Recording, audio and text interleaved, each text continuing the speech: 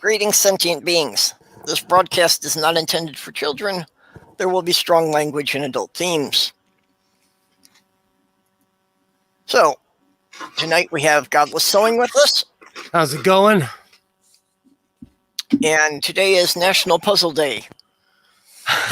And for the thumbnail, I used a jigsaw, but it could be any kind of puzzle. Could be mental things, could be word games, Sudoku, whatever you like to do. I fell in love with a word game app where it was like a word puzzle. But when you posted this yesterday, it had me. Whoa. Sorry. When you posted it yesterday, it totally reminded me of how many puzzles I have in this house and hiding somewhere in here. Yeah, that's one of the projects I've got on the shelf here. Is I've got like a 1,000-piece jigsaw puzzle that I wanted to put together and like get the puzzle saver so I can hang it up on the wall. I have one. Oh, sorry. I don't know if you've ever heard of the book Dinotopia. Yes.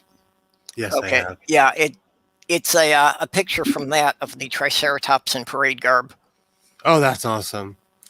So yeah, I wanted to make that a wall hanging. You know, I have a puzzle of the Sistine Chapel, the roof of the Sistine Chapel, and I've always wanted to put it together, but I have a bad feeling it's missing pieces. Because of the age, I have a bad feeling it's missing pieces. Yeah, well, I'm kind of wondering about this one because the box is kind of crumpled and it's been through a couple of moves, so I'm hoping none of the pieces fell out, but I'm not really sure. It's cruel when you work on something and you're missing the last piece, or you figure it out right before the end, like, oh, there's more spaces than pieces here, you know. It's just really cruel. So who have we got in the side chat? I see Sloth Girl and Robert X. Awesome. But it's telling me 6 people watching, so there's a couple more who just haven't said anything yet. Hello to everybody. Yeah, Sloth Girl, I was kind of thinking we could put up the card table and do the puzzle together. Because of my job and just my picking habit in general, I'm always looking for odd things and you know, just odd clothes and just rare stuff. And I have some really cool puzzles. And this whole thing has me thinking they're probably missing a few pieces just because of the ages. Well, you say liking odd things, and I like shopping thrift stores because you never know what you're going to find in there. You know, I have scored quite a few times. When I also buy the picking rights to going in houses. How you doing, Sloth Girl? I buy picking rights. How's it going, Jeff? Hey, Jeff. And and Ox. Sorry. Oh, Ox, how you doing? A long time ago, I bought the rights to this house, the picking rights. I could take anything in the house that, you know, wasn't nailed down. And I found a ton of comic books. How's it going, Native Atheist? And I learned the value of comic books. And I got a substantial amount of money from the comic books. So I keep my eye open. I found some really rare comic books at the Goodwill, at, you know, all different kind of places. Yeah, I always kind of wondered how you got into that kind of stuff. It seemed interesting, but of course I know that there's also the risk that, you know, you might not find anything usable and you wind up getting hit with hauling all the trash away. That's the gamble. I've hauled trash away a lot of times. But there was one time I found a Sea-Doo. There was one time you know, but that's the problem. It's like gambling. Because I love clothes. Like I'll always find clothes or something, and because I work with the homeless, so I give clothes away. I try to help people out in general. So the part of my picking job, it helps out because I always have a place to give the stuff I find. But like you said, sometimes, and people are gross, so you do end up just picking up people's trash. because that's part of the contract, is that you have to take everything out of the house, regardless of it's, regardless of what it is. Yeah. Well, and I did wind up with the job of cleaning out a house that would have been condemned if they had known what was in there.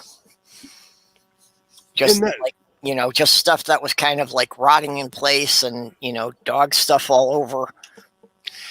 I've walked into a lot. People are gross. I've walked into quite a few houses like that, and that I want to say it was happening more frequently like 6 or 7 years ago. People were abandoning their houses. In California, one of the reasons I buy picking rights is because people come into large sums of money and they buy houses they can't afford, and they buy a lot of cool stuff, and they, out of fear or anger, they abandon their house and they leave all their stuff there. So there's been times that, like, there's TVs and all kinds of stuff in here I could point out that I've come up on, just the weirdest stuff. Yeah, and part of it's just, knowing how you can get rid of the stuff you can't use. 90% of it, and it's not a secret, but you have to find a fanatic. When it comes to memorabilia and stuff like that, because I collect memorabilia, it's easier to find people that buy Doctor Who stuff or Lego stuff. I've had to call appraisers because I'll find something and I'm like, oh, how much is this worth? Oh, that's all frizzy from 1,000 pieces. Yeah, that's awesome. So I've recently actually had to call an appraiser for a painting, and it was worth way more than I thought it was. So whenever I walk into a thrift store, I will be Googling, whoever made that painting. You'd be surprised. That's how hillbillies like me get rich. Oh yeah, I've made some good thrift store finds, and sometimes turned around and gotten some good money off of them on eBay. Absolutely. And even locally, my sheriff station has put in a place where you can meet people in front of the sheriff station. So you could sell it. Basically, it's a place where you, set it up online and you meet them at the police station. Oh. Okay, that's cool. I never heard that. It's as somebody, I'm not a fan of the Los Angeles Sheriff's Department, but I've sold massive stuff in front of the Sheriff's Department because, quite honestly, somebody, I won't feel comfortable with somebody, they won't feel comfortable with me. But when I tell them, like, hey, meet me at the Sheriff's Department, and they're like, oh yeah, I'm like, okay, I know they're not going to try to shoot me or rip me off. And so it's actually helped business. Yeah. There's only been 2 occasions where I actually wound up, making the exchange in person because the person was close enough to drive. But those we just met at a coffee house. I hear horror stories, so it really has kept me away. But because I think, because of my age, a lot of the older guys, when they see me at different spots, they're like, okay, this guy's serious. They'll tell me like, oh, don't ever sell hand to hand, sell to businesses, because they've been robbed, people put guns to their heads, so I try to learn. Yeah. I try to balance it out. Yeah, you got to kind of figure out your odds. But lately, with, I don't even want to say it, but Amazon's been awful. eBay, everything is just their times have been so behind. It's messing with my business. It's messing with me, saying like, oh, I can have it to you on this day. So I almost have to tell people, like, if you want something, expect it to come in like a month, maybe. Yeah. Well, I went through that with some of the components from my new computer system. It's one of those things where it's becoming a hassle because there's businesses that I rely on and people that rely on me, and it's it feels like the chain is kind of broken, and it's because we all rely on the same businesses. Yeah. So it's become a problem. But to bring it back, we're all pieces of the puzzle. Yeah. Yeah, the COVID's caused a problem with that, and even with going through the post office. Absolutely. The post But office. I had a customer, bitch me out an email because a package didn't get there on the date it was estimated. And it's like, I brought it to the post office the day after you paid for it. There wasn't anything else I could do. I've been on both sides. There's nothing you can do on either side. And that's the problem, is that these businesses used to be reliable, and now it's we as the little people are fighting each other, and it's still the big business raking in the money regardless. Yeah, well, and the post office was that bullshit that they were intentionally trying to slow down the post office before the election. It was real and it worked. I tried to mail something to Florida twice, and both times it never got there. And I paid $28 for express mail, which was supposed to be overnight, but ended up taking 3 days, and then it never showed up. So the post office, and I don't, I know, Donald Trump has become Voldemort, but it shocks me how he was able to slow down the postal service. Yeah, intentionally. And I'm hoping that pretty soon they will sack the people in charge and replace the top tier of the post office to put things back to normal. Unfortunately, that's something that does require approval from Congress. Biden can't do that on his own. I was just shocked on how much he affected the infrastructure of this country, just on his little whimpers and his hand waving on Twitter. It just shows how vulnerable we are in general, and how wafer thin our infrastructure is. Yeah. Well, I mean, they haven't done anything to maintain the infrastructure either. That's true. Most of it's very outdated. And we have started privatizing everything. So everything in this country has been recently with Spectrum. I've had 3 technicians come to my house. I told them I needed signal boosters for my Wi-Fi, and I needed a bigger tower. I said, I don't know what's going on. I have all this equipment. I want to be able to have Wi-Fi on everything. And each time they told me, our equipment is too expensive, or you need to go buy something else. And I eventually went and bought it. And on the 3rd trip, the guy who told me, hey, go buy this and I'll put it in, came to my house and said, I can't put that in. So they've just become kind of useless. Yeah, we've got Spectrum here. I have not been at all happy with the customer service. I think there's like 5 people that work for Spectrum, and everything else is just a subsidiary that they're of. Because they have all this bureaucracy. They can't touch an old cable box. They can't touch an old... somebody from Spectrum climbed in what's my supposed attic. It's like a crawl space. Added signal boosters, and the guy said, I can't go behind somebody else's work. I don't work. It's not. Is it for me to keep track of these people that were somebody was in my house 3 years ago? So it's become a mess. It's just become a whole thing. And, it's become, what do I pay you for? So I'm going to be shopping for a new service provider pretty soon. Unfortunately, we don't have a choice. They're the only one in the city. It's slowly becoming like that here too. It's like that in most parts of the country. I'm out on an island. I'm and for the first time in my life, I'm in a position where I'm like, hey, I will pay whatever it is so I can get a consistent signal, and they can't do it.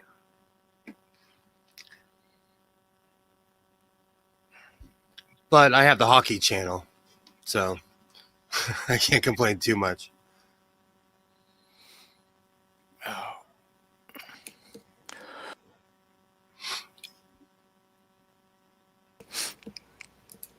It just seems to me that everything is outsourced nowadays. Am I wrong? Have I become that guy? Well, the cable companies especially have been notorious for that with the installers. that they want that all to be subcontractors. They don't want to have to pay the people in the field like that. And basically, it's to shield themselves from a lot of liability. They come to my house to shut my Wi-Fi off for 45 minutes to tell me they can't do anything. To run a diagnostic, to tell me, oh, you're getting a good signal, where when I go on the other side of the bricks in my kitchen, I don't get a signal. Because my house was made in the Brady Bunch era, so I have bricks in my house. And so, because of, I don't know, it's just the bureaucracy is starting to drive me insane. And with what I went and bought, it's called Arrow. And so now I have signal boosters. It's a modem, but it's signal boosters all around my house. Well, I have to buy more boosters to put them on the other side of my house. And it's going to cost $233 to get more. And it's just kind of reached the point of like, is it worth it to be able to watch YouTube in my kitchen? So I'm asking myself, I'm reminding myself of back when I used to actually read books and not obsessively be on Twitter and YouTube all the time. Yeah, I know it's kind of hard, For me, I'm pretty much on YouTube all the time too now. I fall asleep to it. I wake up and I peruse the news channels to see what's been going on while I've been sleeping. I've fully adapted it. I fully have fallen into YouTube. Dead City's trying to get in. Oh, sorry. And there's Jenny. Hey! Hello. Sorry, I had a different tab open. So. You got the 2 gens coming in. Genesis is following me around tonight. I got a DM. I followed the DM. I'm not following you. How's it going?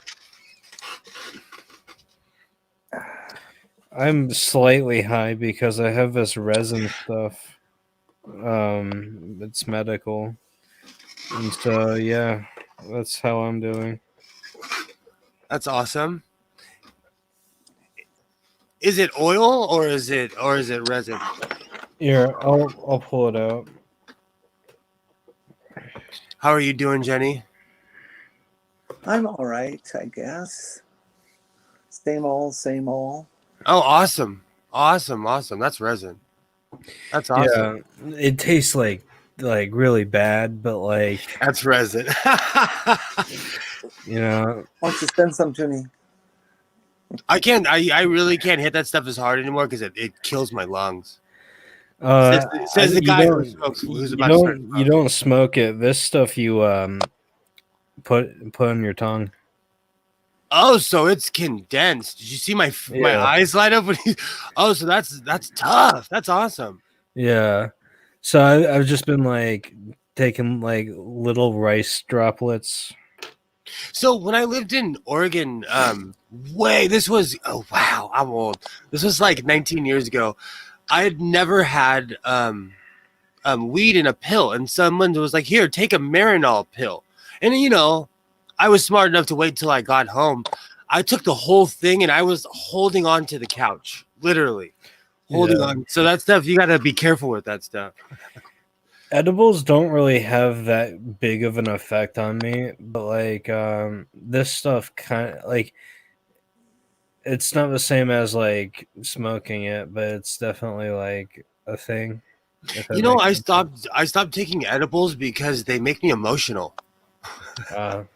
I don't know what I would go to Vegas and eat and I would eat edibles and I would find myself judging myself and everybody else. And as a degenerate gambler, that having a crisis on the floor of a casino isn't cute. So I stopped eating edibles. It was a correlation. Like, I liked being wasted. I quit drinking. So on the drive down, I would eat an edible. And by the time I checked in and walked out of the room, I was like, feeling great. Then after a while, I started getting emotional off those things. Yeah. Interesting. Not even emotional, just like, Yeah, they were bad. So I stuck to smoking pot. I've been smoking now since, let's see, this 2021. So that makes it 50 years. Wow. I'm trying to think how long. I quit smoking. When I quit smoking nicotine, I had been smoking for 20 years. I don't even want to admit how long I've been smoking pot. I was a latchkey kid. Watch your kids. I was the definition of a latchkey kid in the suburbs. We had fun.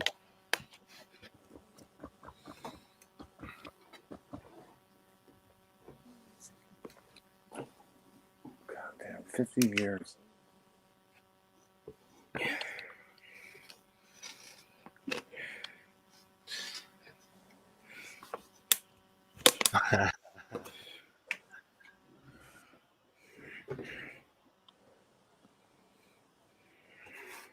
Speaking of hockey, since everyone's talking about hockey in the chat, Minnesota killed LA tonight. So you guys can do a woohoo for that one. Even though no one probably cares about sports. Yeah, I don't pay any attention to sports. They shouldn't allow any city to have a hockey team if they don't get snow and ice in that city naturally. Well, then Tampa Bay would be fucked. Tampa Bay won the cup last year. That was awesome. We have a beautiful stadium here with ice inside. The Lakers play there too, and the Clippers. Yeah, in my city we have the Tampa Bay Lightning. We have a lot of ice skating rinks. We here too. Here too. It makes me laugh because it's a warm weather city and we have ice rinks everywhere. We in this area we have high schools that have their own rink. That's awesome. Yeah, That's awesome. Just for hockey. It didn't catch on until I was older, but my high school has one now. But that's more of a socioeconomic thing. The high school I went to, that's just because it's like it's a symbol that your county has money if you have a hockey team in your high school. Well, it seems as you pass a certain latitude, hockey becomes everything. And whereas down south in the state they spend money on football stadiums. Here, absolutely. Hockey. I've been in the middle of Texas and asked somebody, do the Cowboys practice here? And they're like, no, that's a high school stadium. Texas takes it. Florida, yeah. They take high school football serious. Yeah. Here, I'm going to tell you honestly, like here in California, people try, they take a lot of stuff like that serious, but there's a lot of stuff to do here. So no matter what you're into, you can find a crowd. I think it's amazing that LA supports two teams. And fills the stadium too, because there's a demand for it. It's different. Like I said, it's so socioeconomic because like the Dodgers symbolize more like the hardworking kind of person nowadays, and now the Angels symbolize like the stereotypical Orange County blonde hair, blue eyed kind of person. It just, at least in LA, it makes me laugh.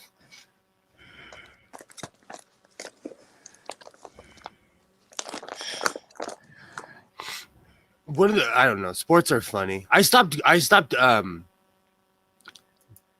going to sporting events because of the exorbitant prices. Yeah, I can't afford it. I mean, I would love to go to a Brewers game once in a while because it's just enjoyable to sit back and, it's such a low pressure sport. You don't have to be up screaming and yelling all the time. It's a bunch of guys hanging out in a park. I take my son once a year to Dodger Stadium. Absolutely. If horse racing counts as a sport, I go to one sport consistently. Okay, so I had kind of a corrupt brother who would take me to. I had a fake ID when I was 16, and he would take me down the horse races, and I had some great times at the races. I'm gonna make some bets tomorrow. Hopefully, I win. I'm pretty good at picking the Exactabox. Man, I haven't bet on horses since I was a kid. That's awesome. It's the Pick gambling a is. trifecta for me. I need some money. There's the Tampa Bay Downs in my city, and it's like the only gambling you can do unless you want to drive up to Florida Polytechnic, where there's right across from that there is a Hard Rock casino. Oh, And okay. that's by the Why Tampa why do Amphitheater. horse race tracks always have down in their title? I don't know, because you have to put a down payment on your house after you bet. Yeah, there. serious. I agree with Nerdy here. You know what? Honestly, with the thing that killed sports for me was the overexposure. When I was a kid, I'd watch a Dodger game, get up the next day, and move on with my life. But when the 24-hour news cycle started, they started stalking teams and stalking players, and it became a bit overblown for me. I'll get into watching sports when there's like robot sports. I've seen that movie. It's awesome. Hugh Jackman is amazing in it. Oh yeah, Real Steel robot boxing. I would love to see a robot boxing match. I really liked the sports, the competition sequences in the film Alita, Battle Angel or whatever it Battle was. Angel. Yeah. I really enjoyed that movie. But the battle or the sports competition was really cool. I just enjoyed it.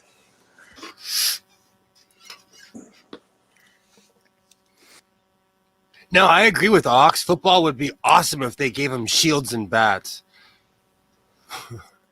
Jen and I were actually talking about that today, how like there's certain sports that I'm not into just because they're flat out barbaric.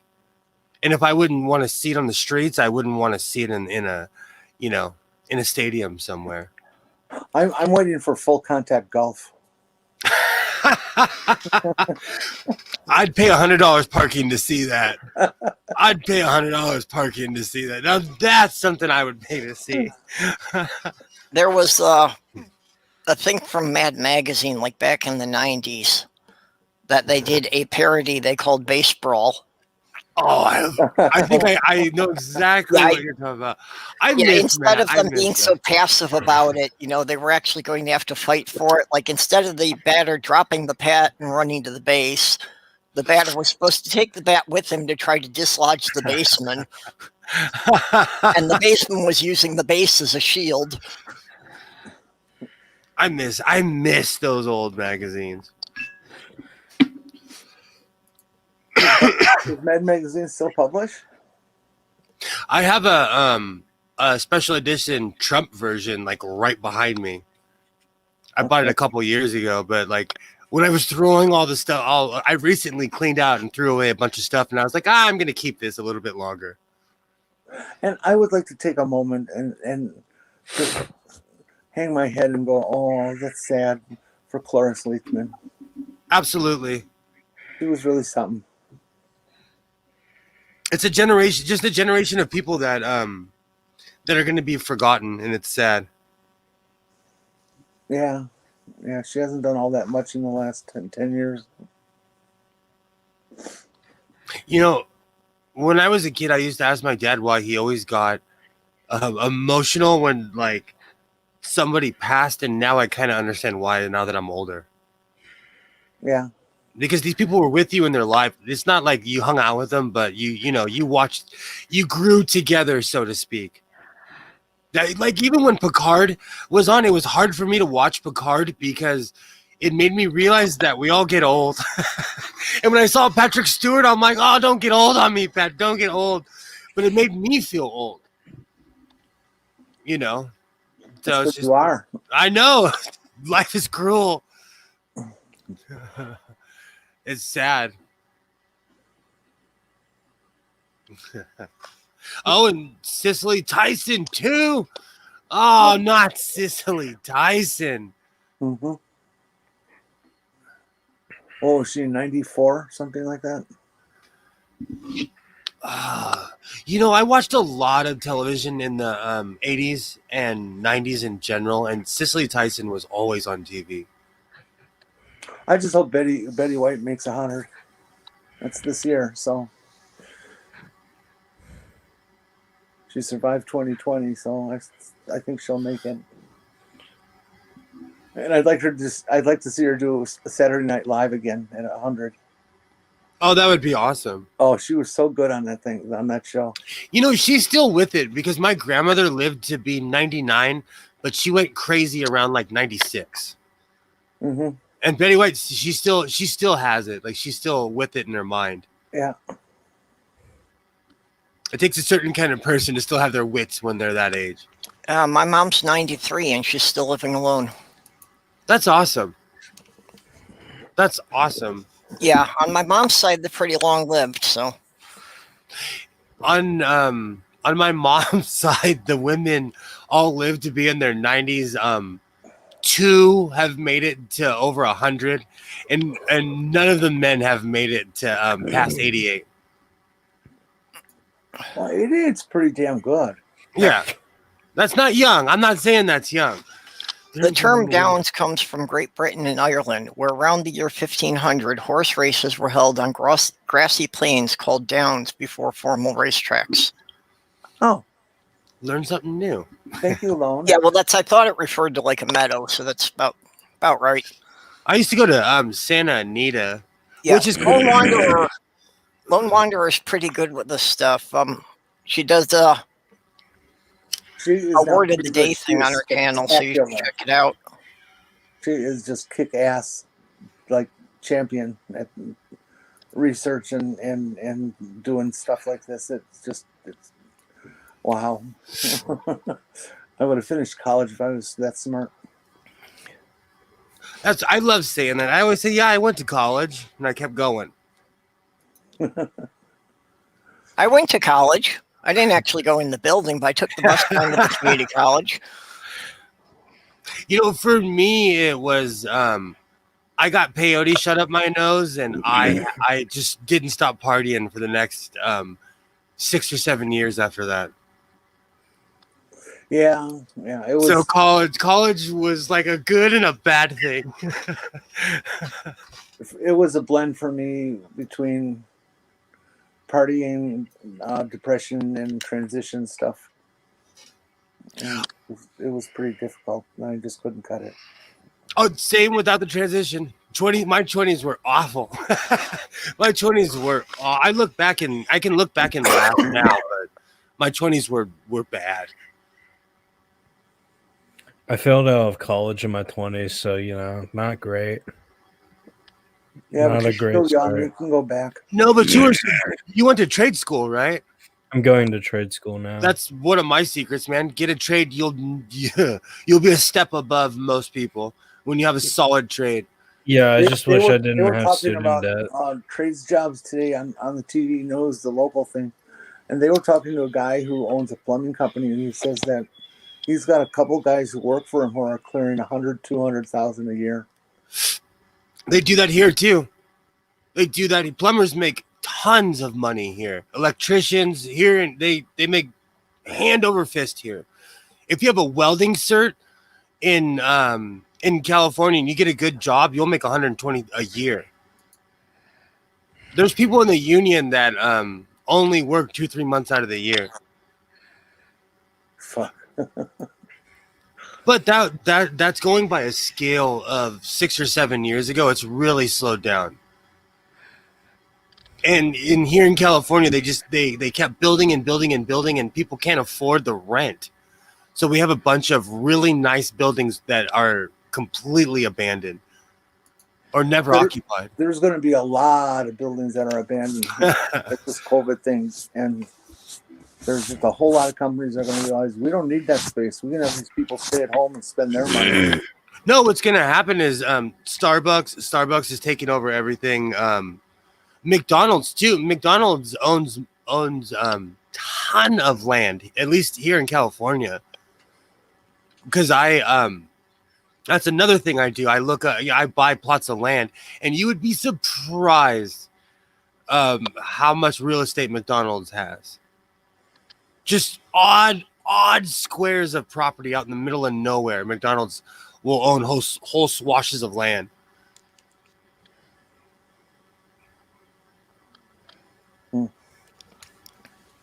It's one of those things. So, Purple, is it? It's National Puzzle Day. Yep. Do you do puzzles? I haven't for a while, but jigsaw puzzles can be nice from time to time. I hate them. I thought you brought it up like you're gonna pull a puzzle out right now or something. No, I can't even do the straight edges. Genesis, do you have any? Are you a puzzle fan? No, not really. When you were a kid? I mean, I would do them, but like I don't find any particular joy in doing a puzzle. Yeah. I guess it depends on like the type of puzzle. Like if it's a puzzle in a video game or in like tabletop roleplay, then it's a fun puzzle. But like if it's just like puzzle pieces, I don't care. Yeah, as soon as my puzzles stopped being plywood, with cut out wooden things, I knew I was finished. I just can't do them. Oh, Robert X, we're all a puzzle. When I worked on the psych unit, she was one of the attendants there, and Judy's the bell, and she was incredible. Doing 1,000-piece puzzles was very common up in the psych unit. Occupies people time. She would sit down and do half a puzzle in a couple of hours on the shift. She was one of those people that could just look at the pieces, grab one, put it down, grab another, put it down. And it's like, how can you fucking do that? Well, and the day isn't specifically about jigsaw puzzles. It can be math puzzles, word puzzles, whatever you like. Sloth Girl does the New York Times crossword puzzles. Oh, awesome. I can barely struggle through most minor crossword puzzles in the daily paper. I used to do the one in Oregonian when I lived out there. But I'd have to ask people who are from there because they'd always have local questions. This was before the internet. Well, there's definitely condensed, crossword puzzles have standard answers and standard questions that are used over and over and over and over. When you get to know those, then it gets a lot easier. I still don't know what the hell chewing the background or chewing the stage means when they ask you a question about theater. Oh, okay. I have no idea what that means. Every genre has its own language. Like, if I was to say that person's a Poe to you, what would you think that they were? A poet. Purple? An alcoholic poet. Yeah, I think it's poser. Exactly. So that's internet. That's internet lingo. If you were to say that to somebody who wasn't frequently on YouTube, they would be like, what's that? Well, I've heard the expression "chew the scenery" used by other people outside of puzzles, but I still haven't been able to figure out what the hell they mean when they say it. Lingo's funny. Like in LA, we say "flip a bitch." Do you know what that means? No. It's not as dirty as you think. It means making a U-turn. Okay. I've been saying it my whole life. I heard it from somebody else. And then they heard it from somebody else, and they heard it from somebody else, and we all say it. Yeah, I've never heard it before. And I always forget until I'm in the car with somebody who's not from around these parts, and I'll say it or ask them to do it, and they look at me like I'm going to throat punch you, or what indecent thing did you just say to me? Or like a padiddle. What is a padiddle? What's that? Padiddle, I've heard. Yeah. Okay, what is that? That's like the eureka word in a number of car travel games that kids play in a car. Okay, it is. So when I lived in Oregon, it was padiddle. Besides a slug bug, a padiddle was if you saw a car with one headlight. Mm. So it was a slug bug, a padiddle. You know, like you said, it was just part of the old school card game.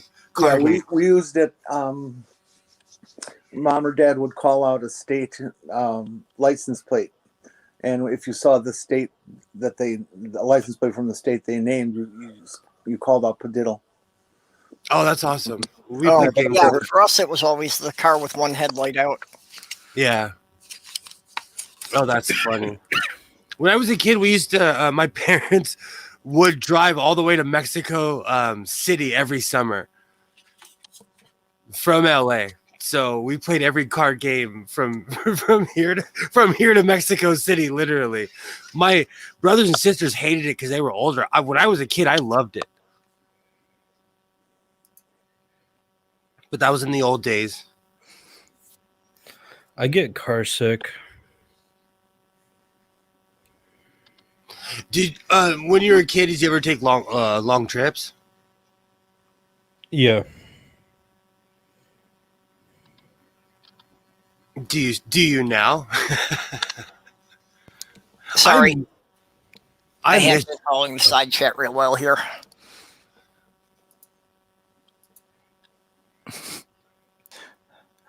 I miss car trips. I would go to Vegas frequently, or just somewhere. I would get on PCH and just drive up north and see how far I could get before I had to turn around and be responsible again. But then COVID hit. I'd like to go on a car trip this year if COVID breaks. It's one of those things I miss doing. I miss it's so funny. I miss the crappy restaurants. I miss the people smoking cigarettes inside. Like I miss all of it. Yeah, I'm going to have to take a road trip across Canada when we can. I had always wanted to go up to see the Terrell Museum. Heck yeah. That had been one of my big things. But yeah, that's, now Nate and Randolph Richardson and Dick Dawson and a couple others are pretty much all up there in the same area in British Columbia. So I'll have to drive up there to meet a bunch of them. Heck yeah, frustrated. I miss going to Mexico. Mexico is a beautiful, beautiful country. Yo, Russ, hop in here. I have family that lives in Sinaloa. Mexico is a beautiful place. Unlike what other people and certain people try to paint it like. Like anywhere, it depends on where you live.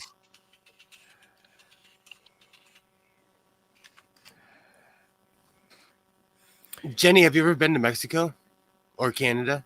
I've been to Mexico. I was going on a cruise ship throughout the Caribbean. One of the stops was in Mexico after leaving the Cayman Islands. Awesome. Did you go to Cozumel? I forget where I went. That's awesome. I've never been out of the country. I've also never mind. Yeah, I've never been out of the country either, but I have literally been from end to end of it. I've never been further west than Ames, Iowa, here in the north, and Belton, Temple, Texas, in the south. Belton, Texas. That's one place I've never. I love no-name towns like that. Well, it's not no-name town anymore. Belton, Temple. Oh, It's how's it going? Hey, guys. Yay. way Yeah. lower area. Yeah, we had some family down in Mexico too. Heck yeah. But ours were in the little border town Progreso. Oh, okay. I've been all the way down to Guatemala. Like I have family in Sinaloa, but it's one of those things like I wouldn't go there unless I had family there. Right. that deep into Mexico. One of the good things about having family that's on the border side of Mexico is the fact that they're kind of used to tourists, and so they like all their entire like income almost basically is tourism. Absolutely, and they deal in dollars too. Oh Right? yeah. And I went down there one time without my family, well, without my dad. We were this is when I was going to church, and we were going on a mission trip, and we were going down to Mexico and helping do something or other. But we stopped by in Progreso, and like I knew enough of the Spanish language that I was able to talk to some of the locals and stuff like that. And we eventually ended up going to this family's house for dinner. I love it. And so we ended up having dinner with this family, and they were all being nice and kind to us, and they apparently liked me enough because like months later, whenever we after we were already home and all that stuff, the youth group leaders, they were telling us they were actually really curious on how you were doing, me specifically, and I was like, oh, okay. So I don't know what I did to impress them, but apparently I did. Once you get Russ started on a story, it's interesting to see where it's going to end up. Maybe you drank the water. I actually think I did. You know, because I took my ex-wife to Mexico, and the whole time my cousins were looking at her while she's drinking, and she's like, "What the hell's wrong with you guys?" Yeah, and they're like, "You really want to drink our water?" And she's like, "I don't care, no one got hurt, no one died." Yeah, and the funny thing is because like there's such a like people from America, they hear about how Mexico's drinking water is disgusting. You're gonna get dysentery and all that good stuff, and so that's why a lot of the people are just like, "Whoa, you're actually drinking it." That it depends on where you're from, because I could go to New York and get dysentery. I could go, that could happen. I could go to Michigan and drink the water and get sick, Especially in Flint, Michigan. So it's definitely like, even when when I went to Mexico City, it reminded me of LA. It totally reminded me of LA. Just how there was just a metropolitan and people walking around, Mm-hmm. So we hear stories, but also in the same sense, if you dip off on a street somewhere, it is no joke. I was in a bar one time. This guy was like, "Hey, does anyone here know how to calibrate guns?" And I sheepishly, I'm like, I know how. And at 2 a.m, we're in a back alley letting off shots. Let me tell you, here in LA County, there would be 15 helicopters overhead. You'd be on the news. Mm-hmm. You couldn't do that anywhere here. Especially after a couple of drinks. Yeah. I know like another one of the things is like it's like you don't want to go down there. Like I always loved going down there for visits. I wasn't very comfortable staying for long periods of time. And that was only because like I know that there's a lot of different things, like for instance, the military there, if they go into your house to stay there, they can. And there's really nothing you can do about it. It's they go by the Wild West rules, and like basically, like the deeper you get in, they still have ranches that have people that own slaves. It's insane. Mexico is it all depends on where you are. Yeah, and if they and the thing is if you try to tell the Mexican military, no, you cannot stay in my house, you're dead. They don't give a shit. They'll sit there and okay, and then go on about the business. First, they rob you for an example, then they come back. Oh, yeah. They're notorious. When I was, 19, I was trying to show off for a friend. I took him to TJ, and I stupidly, I got so wasted that I couldn't hold it in. I peed on the Mexico side of the border, and the cops tackled me. They put me and him in the back of a cop car. They drove us to an alley. And I speak Spanish. So the entire time, my friend who's from where I'm from, he's sitting there like, "Oh my God, they're going to kill us. I don't want to die this way. Like, please don't kill us." And they said in Spanish, it's like, let's just rob these guys because this white guy's scaring us. Because he was crying. My friend was started crying. He was like shaking. You know? TJ is one of those. TJ is one of those places where like you really have to be careful because Wild West. Yeah, if you look at someone the wrong way, you're gonna end up dead in the desert. Well, it's different. Like if you go to Revolution Boulevard, you can act like an idiot. So if you go to the touristy area, it's literally it's like that land. I always talk about the land in Pinocchio with little kids smoking cigars, you know, because the drinking age is 16. So you get every 16-year-old with a ID. At least back then, you could cross over with an ID. From California would go over there, you know. Yeah. There was one time though, it was complete culture shock. The longest I'd stayed in Mexico was for a year, and my aunt, her house, everything, it was like America. And one day she asked me in the morning, she's like, "So what do you want to have for dinner?" And I stupidly said chicken. She's like, "Okay, come with me." We go outside. She walks outside and she killed it right in front of me. And it took everything in me not to puke because I'm a total city dude. And I'm like, I hope it tastes good. I hope it tastes. And it did. But you know, they live differently than we do. Oh yeah. You know. And another really, really, really bad place to go to is Juarez. It's one of those places. If you have no business to be there, don't go there. Yeah, because it's those are another one of those places that you can just look at someone the wrong way, and it's just like nope. When I was in Sinaloa, I would always ask my cousins why people were so jumpy and like reacted, and they would always say that I'm like dark people don't interact with white people there. They are literally segregated there. Yeah. And so when I'm walking around with my cousins who are white people, like it was nothing to me. I'm from America. I could, I could care less. But to them, they self-segregate there. It's a different world. It's a completely. It is. It's what is Sloth Girl saying? Arroz con pollo. Oh, see, now I'm hungry. Jeff, how you doing? What are you doing awake? God knows. What time is it over there? 7 a.m. Just gone.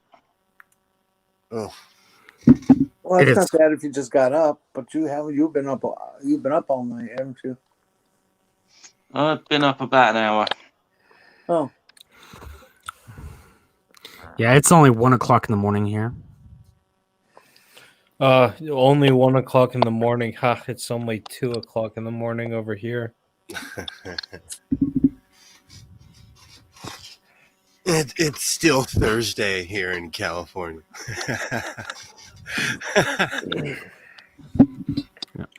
Yeah, it's like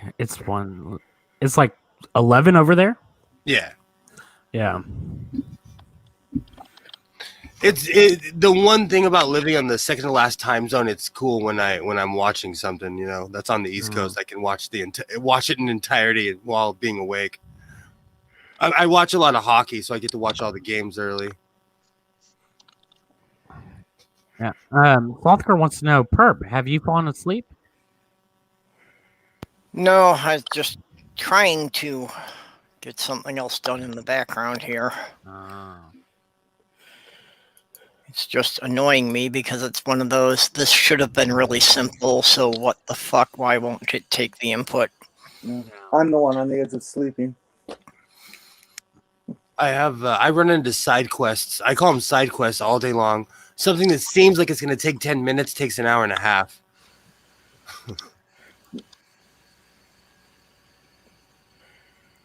You know what's sad, guys? It's raining, and as somebody from California, it's a strange sound to me because it rarely rains. It's actually pouring. Yeah, that's the shit that's gonna be 6 to 10 inches of snow here when it gets there. And it's cold. That's why I'm wearing my pea coat, because it's cold, at least to me. It's 46 degrees outside. Well, so why did they call it a pea coat? I don't know. You make pea soup. Why? I have no idea. Let's look that up. It's a nautical thing. No, I know. Let's look that up before I start spouting, Poppy. Yeah, you're the one with all these computers running. Look it up.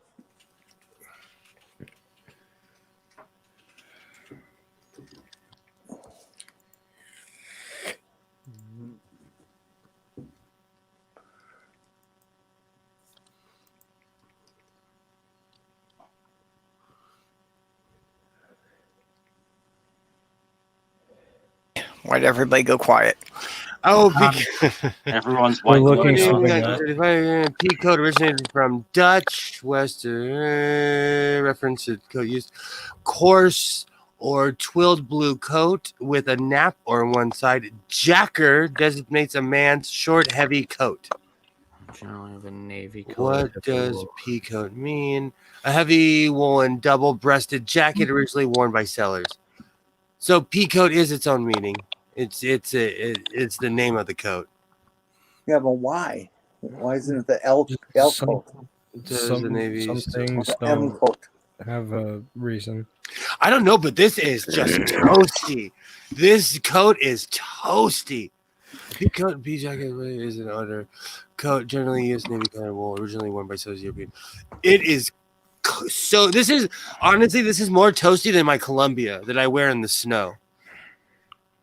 It was 60 degrees outside last night, so I was just wearing my jacket around the house because the heat was off. Where do you live? What? Where do you live? Tampa, Florida. Oh, yeah. You told us. Yeah. 60 is cold. Yeah. 50 yeah. is freezing. Heck yeah. Hey, Doc. Hey, Doc. Hello. Hey, Doc. What it be happening, kids? Oh, just looking up pea coats for no reason, and I'm personally over here surfing Twitter while I'm listening. I thought that was a coat made of peas. I thought it's what you do when you're making pea soup. Oh, I love pea soup. Now I'm craving pea soup. I just assumed it was called a pea coat because that's the color it usually is, like pea soup. My one question is, wouldn't salt water destroy a wool coat?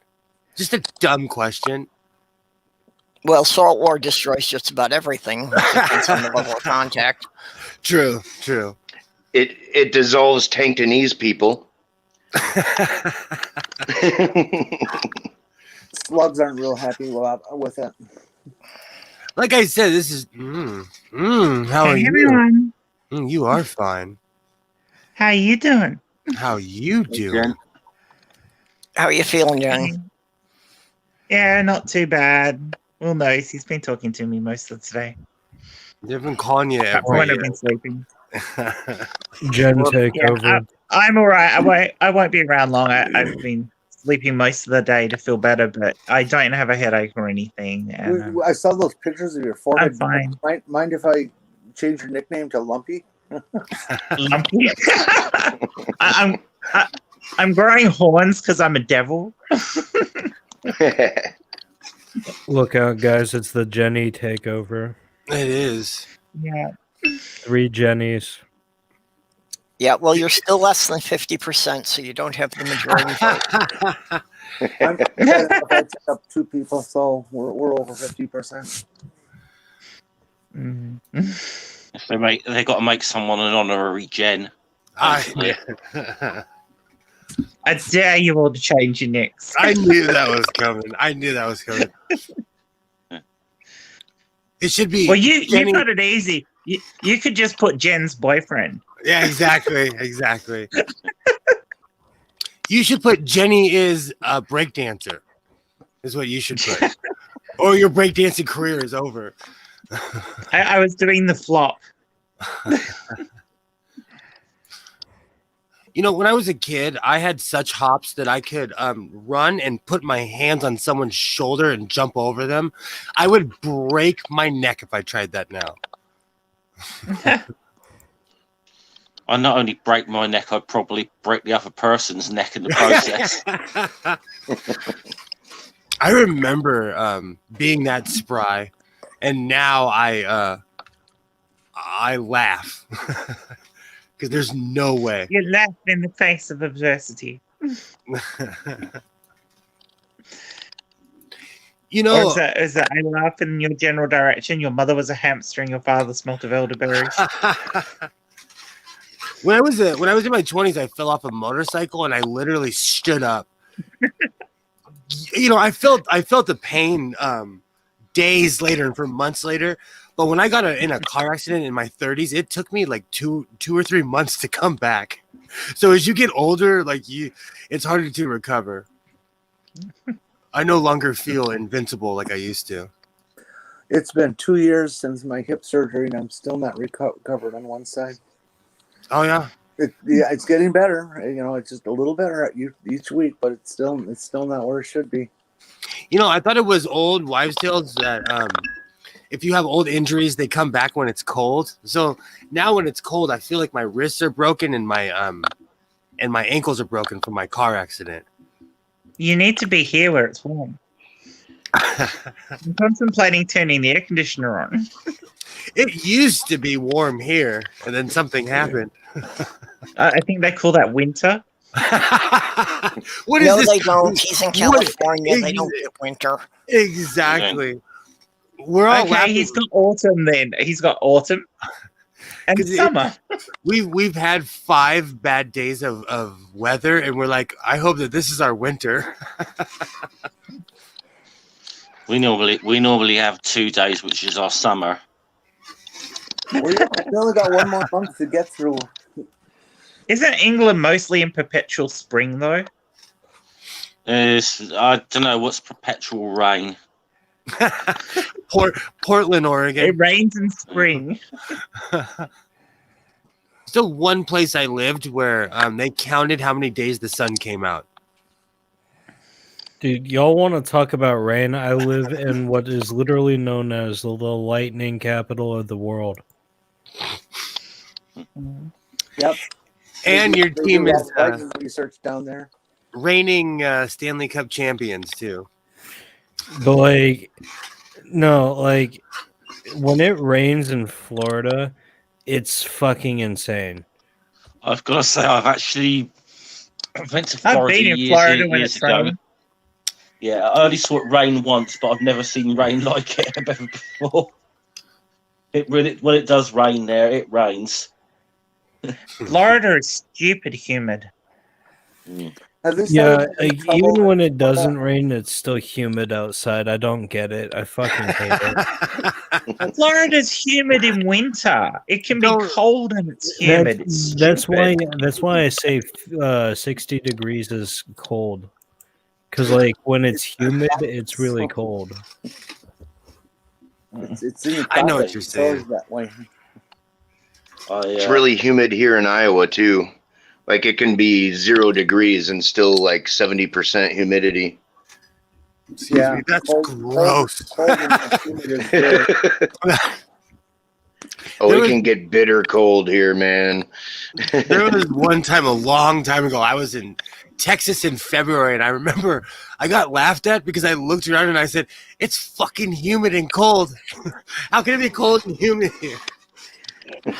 It's gross. It was gross. But it's that wet cold that like no matter what you put on, nothing warms you up, right? Like Absolutely, Pretty much. Absolutely. It's humid here too. Every time I go outside, it's way too peoply. By the way, Sloth Girl, I've been told I have a moist heat. Mm. Oh, speaking of Answer in the chat. speaking of moist heat, Mississippi is one of the most humid places I've ever been. Georgia too, but Mississippi felt more humid for some reason. come to Florida and walk a mile in my shoes. Or rather flip Texas has two seasons as well, and those 2 seasons are summer and holy fuck, that wasn't summer. Yeah, that's why when it dips down below 70 degrees, I start freaking out. It's usually hot here and warm. Yeah, I freak out whenever it dips down below 70. It's like at 70, I'm like, oh, this is great. 69. Wait, where is this going? Yeah, exactly. 65. Whoa. You're getting a little I too have, far there, my guy. I have a question for the panel. Do y'all dress like a stereotypical person from your city? I can answer this first. I wear Adidas track pants, black t-shirts, and flip-flops. I think that's pretty like tampon. Depending, like, That's what someone from Tampa's called a tampon. no, Everyone from That's Tampa big, calls it tampon. Buccaneers. no, because Do I you have dress. strings? No, I dress like the Black Willie Nelson. So no, I live in LA, and like, it's either people are extremely grunged out, and those are always the rich people, or they're wearing Versace suits. Babe, you don't have enough hair to be Willie Nelson. If I grow a beard, you can see all the gray, though. Actually, Well, for but that a would just make Halloween it- party at one of the local bars, Sloth Girl braided my hair, and I went as Willie Nelson Oh, that's with a little awesome. cardboard guitar. Oh, Yeah, actually, you've got the right look for Willie That's Nelson. awesome. That's awesome. yeah. Everybody said I should have won, but the prize went to the judge's cousin. Nepotism. How did you sucks. manage the beard, though, Perps? Because you don't really grow a beard. What's it? Didn't Willie Nelson actually have a beard? How Willie did you manage Nelson that? keeps his face scraggly. He does. He came to this town, and actually, I went to the concert. He put on a good show. Yeah, I had a natural beard.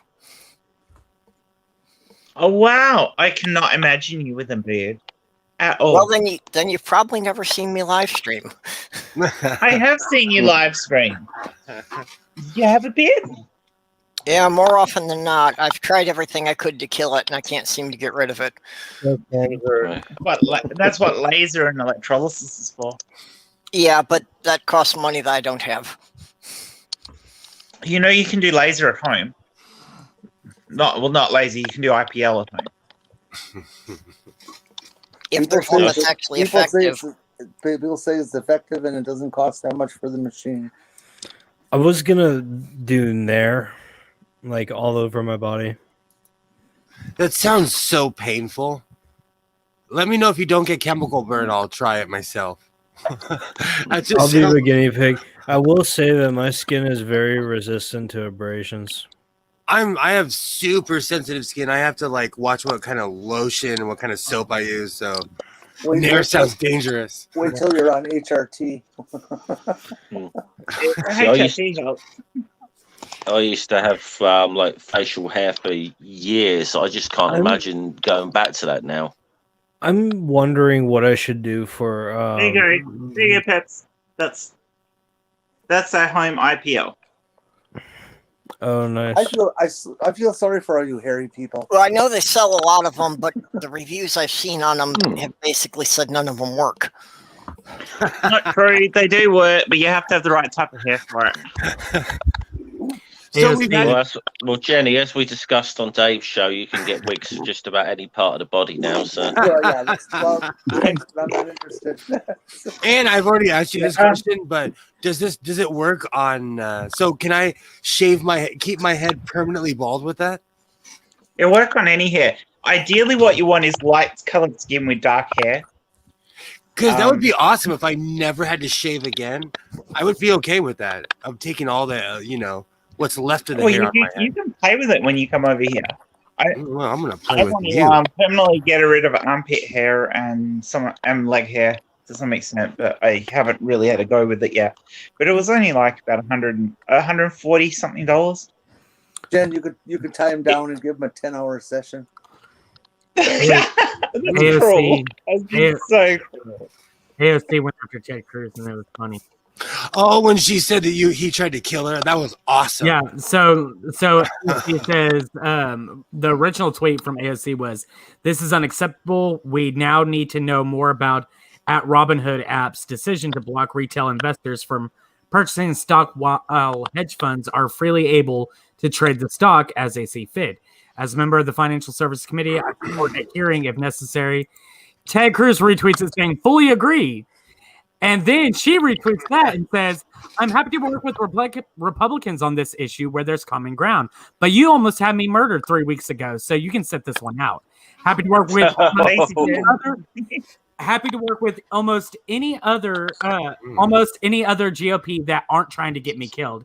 In the meantime, if you want to help, you can resign. That was savage. I like that woman more and more every day. Yeah. That was Thumbs fucking not too amazing. bad. You can hardly see it now. I'll be right back. I gotta make sure young Mr. Sewing is asleep. Oh. But yeah, I have breath in my head today. Dreadful. That is fucking amazing. She's like, oh, hey, by the way, if you want to help, yeah, you can resign already. Genesis, have you ever used any of those removal products like Nair? No, I've never used Nair. I usually just shave. I have waxed like parts of myself before, but it hurt a lot. Yeah, If I had money, I'd do laser. I'm going to turn my camera off. This is really hard to do. And at this distance that I have to be from the camera, I can't see the screen properly with my glasses on. And if I take my glasses off, I can't see the rest of the room properly. So I am very fortunate, Genesis, that when I after I had surgery, none of my hair grew back except pubes and pits. Who changed my name? I've just noticed that. I just know that. Well, it's the Gen stream now. Purple was changed everyone's name. I was wondering how long it was going to take somebody to notice. I noticed. I purposefully didn't say anything. Well, I mean, what happened was I saw that Sewing's name got changed to Jen's guy, and I thought that was just something that Sewing did. And then I start looking around, and I saw Doc Jen. And then I looked up and I saw Jen Rhymes with Orange. And then I looked around and saw Jen Scummer. And then I looked up my name and I was like, frustrated. What? What happened here? What's going on? Gentrification. Yeah, I love it. Usually it's Jenny Morgan that comes with the one-liners. That's pretty good. Pretty good. Oh, when I see a hi-hat, I'm so gonna buy one when I see it.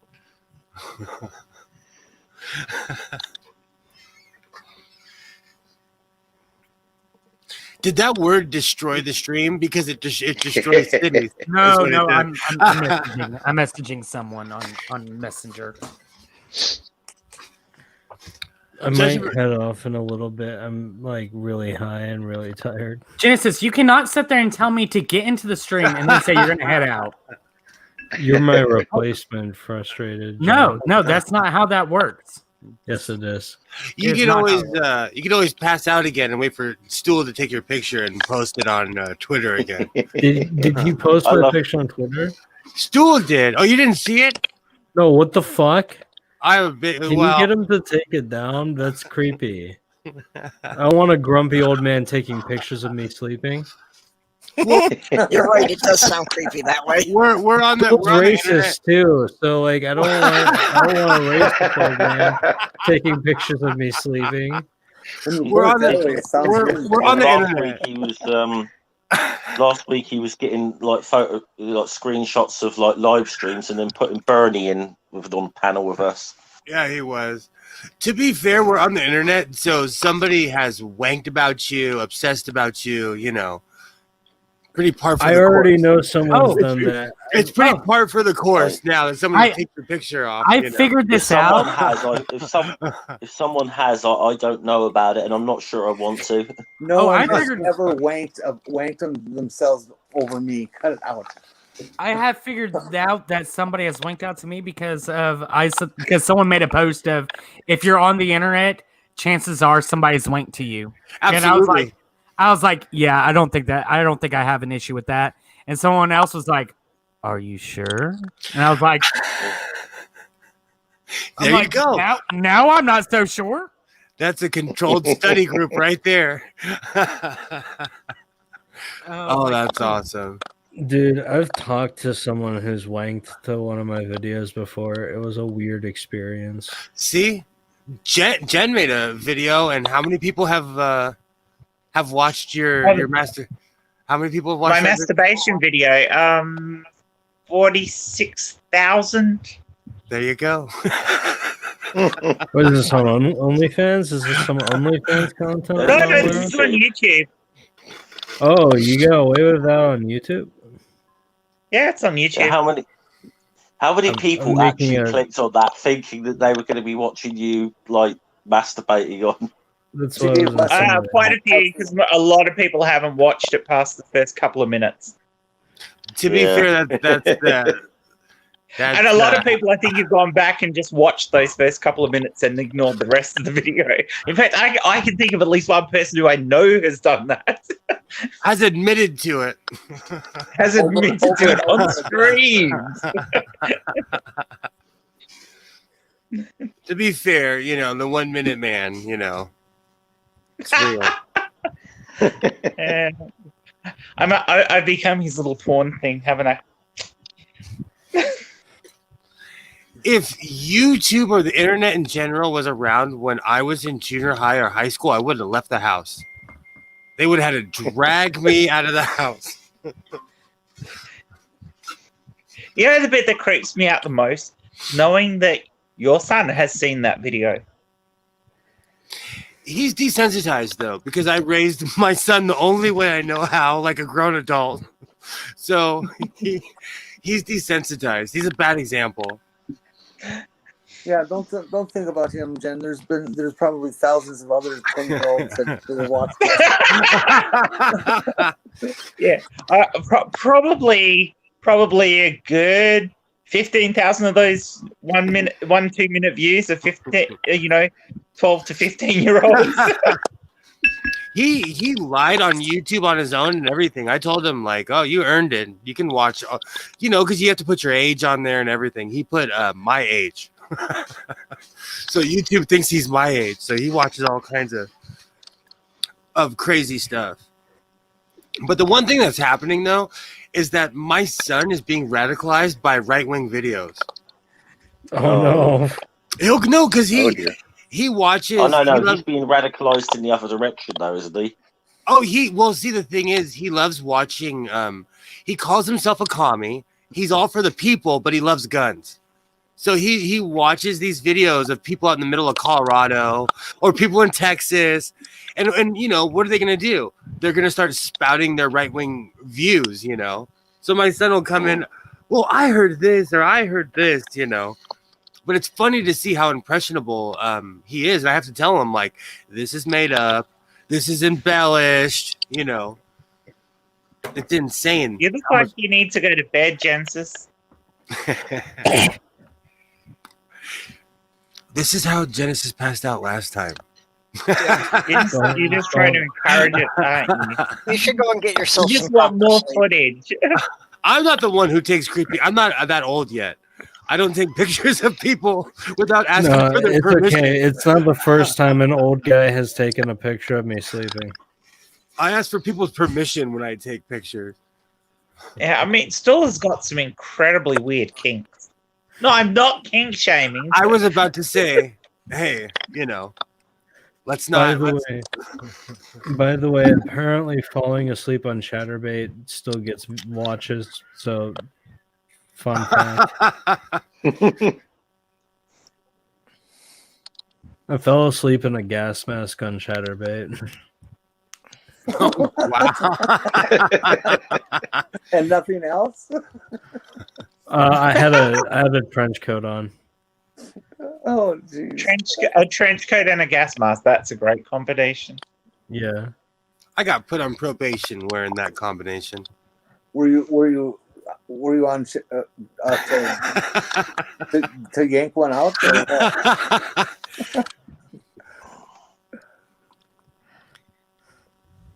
Are people still flashers? Are there still exhibitionists like that? I'm positive there are. Or is like flashing like away the past? There. No, I'm positive. Hold on. Gotta cover the nipples because that's the problem areas is the nipples. So there we go. They've discovered porn bombing now. So true. But Yeah, you got bombed, didn't you? Yeah, lesson learned about putting your links out in the live chat. Yeah, you letting were people on you that. don't really know. Yeah, that's lesson learned. Yikes. Hey, I missed most of it. I wasn't paying any attention. Apparently, there's quite a decent sized penis on display. I was on a stream with I take a Stu. look at No my longer. Obviously, the thing's deleted. So you know, but There was one time I was on a stream with Stu and Dave put the wrong picture up, and Stu put it up, and it was a butt. I mean, it was all in the glory of the butt, right there, live on YouTube. Did any of you see that bit of stool that Peter put up of him eating that salad? No, I haven't. Oh, it's positively gross. It's got no audio track, and people have been suggesting what audio tracks to put on it. I suggest some of those baby otter shots.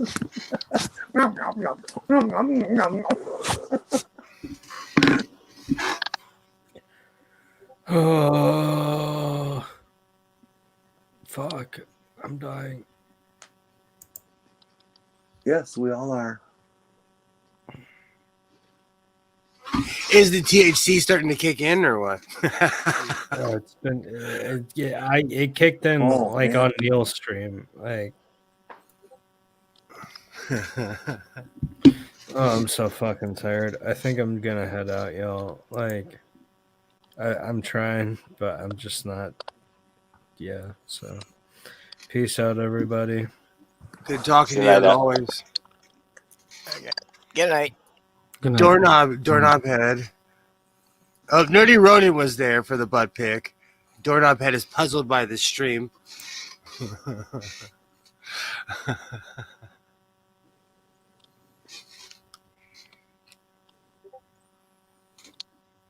Fucking hate Joel Osteen. Oh God. Oh, is that arsehole still about? She's done now. You know, out of all the the people that make tons of money, I give him respect because he's still around. Because he was huge in the 90s. And, you know, he's still going. There's a lot of guys like... Kenneth Copeland has been a thing since like the 80s, and he's still going. Oh, that's crazy. Is Cleflo Dollar still around? What about I don't know about Clef. TD Jakes, Ron Parsley? I miss Ron Parsley. I used to smoke weed and watch that guy. Well, somehow Jim Baker seems to keep going. I don't know how, you know. I don't know how either. That dude is literally like the Crypt Keeper. They have great health insurance. They're on some hardcore atheistic drugs. Kenneth Copeland. You what? Pat Robertson is the Crypt Keeper. Oh, I'm gonna quote something Aaron Ra said about Pat Robertson that don't like to take pleasure in someone's death, but when he dies, I'm going to toast its extinction of his species. Absolutely. Yeah. He's he's the last of his generation. He's so old. The reason why I said I hate Joel Osteen is because somebody just shared this thing. It says Jesus rode a donkey. Joel Osteen rides a Ferrari 458 Italia, which is what $325,000 car. Yeah, he does. For God. Yeah, he's famous for. He has pictures. Google it. There's pictures all over the internet of him driving it. That is so wrong. And I think he has more than one. He has more than one, I think. This is the guy who had to be publicly shamed into opening up his church. I know because during the hurricane. I'm not that far from Houston. Yeah, I know. Yeah, because that was the. I mean, I say the church. It's the Houston Summit, for goodness' sake. You know, it was a basketball arena. So this is exactly what happened with this. So whenever Hurricane Harvey hit, and Houston was starting to flood, and a lot of churches, like your everyday you never heard of these type of churches were opening up their doors to a lot of different, displaced people because they no longer had a home right now because it's flooded in. And so they get sent off to all these places. And Joel Osteen's humongous fucking church that could have held a shit ton, like all these churches that they were holding all those people, it could have held them plus some. And whenever he finally does open up his church, his excuse was, "Oh, I didn't know they wanted me to open up my church." Yeah, he had to be publicly shamed. They're dishonest, aren't they? Do what? And my response is, you had to be asked.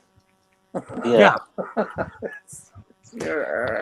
But what makes my experience is most of those Christians are fairly dishonest people anyway.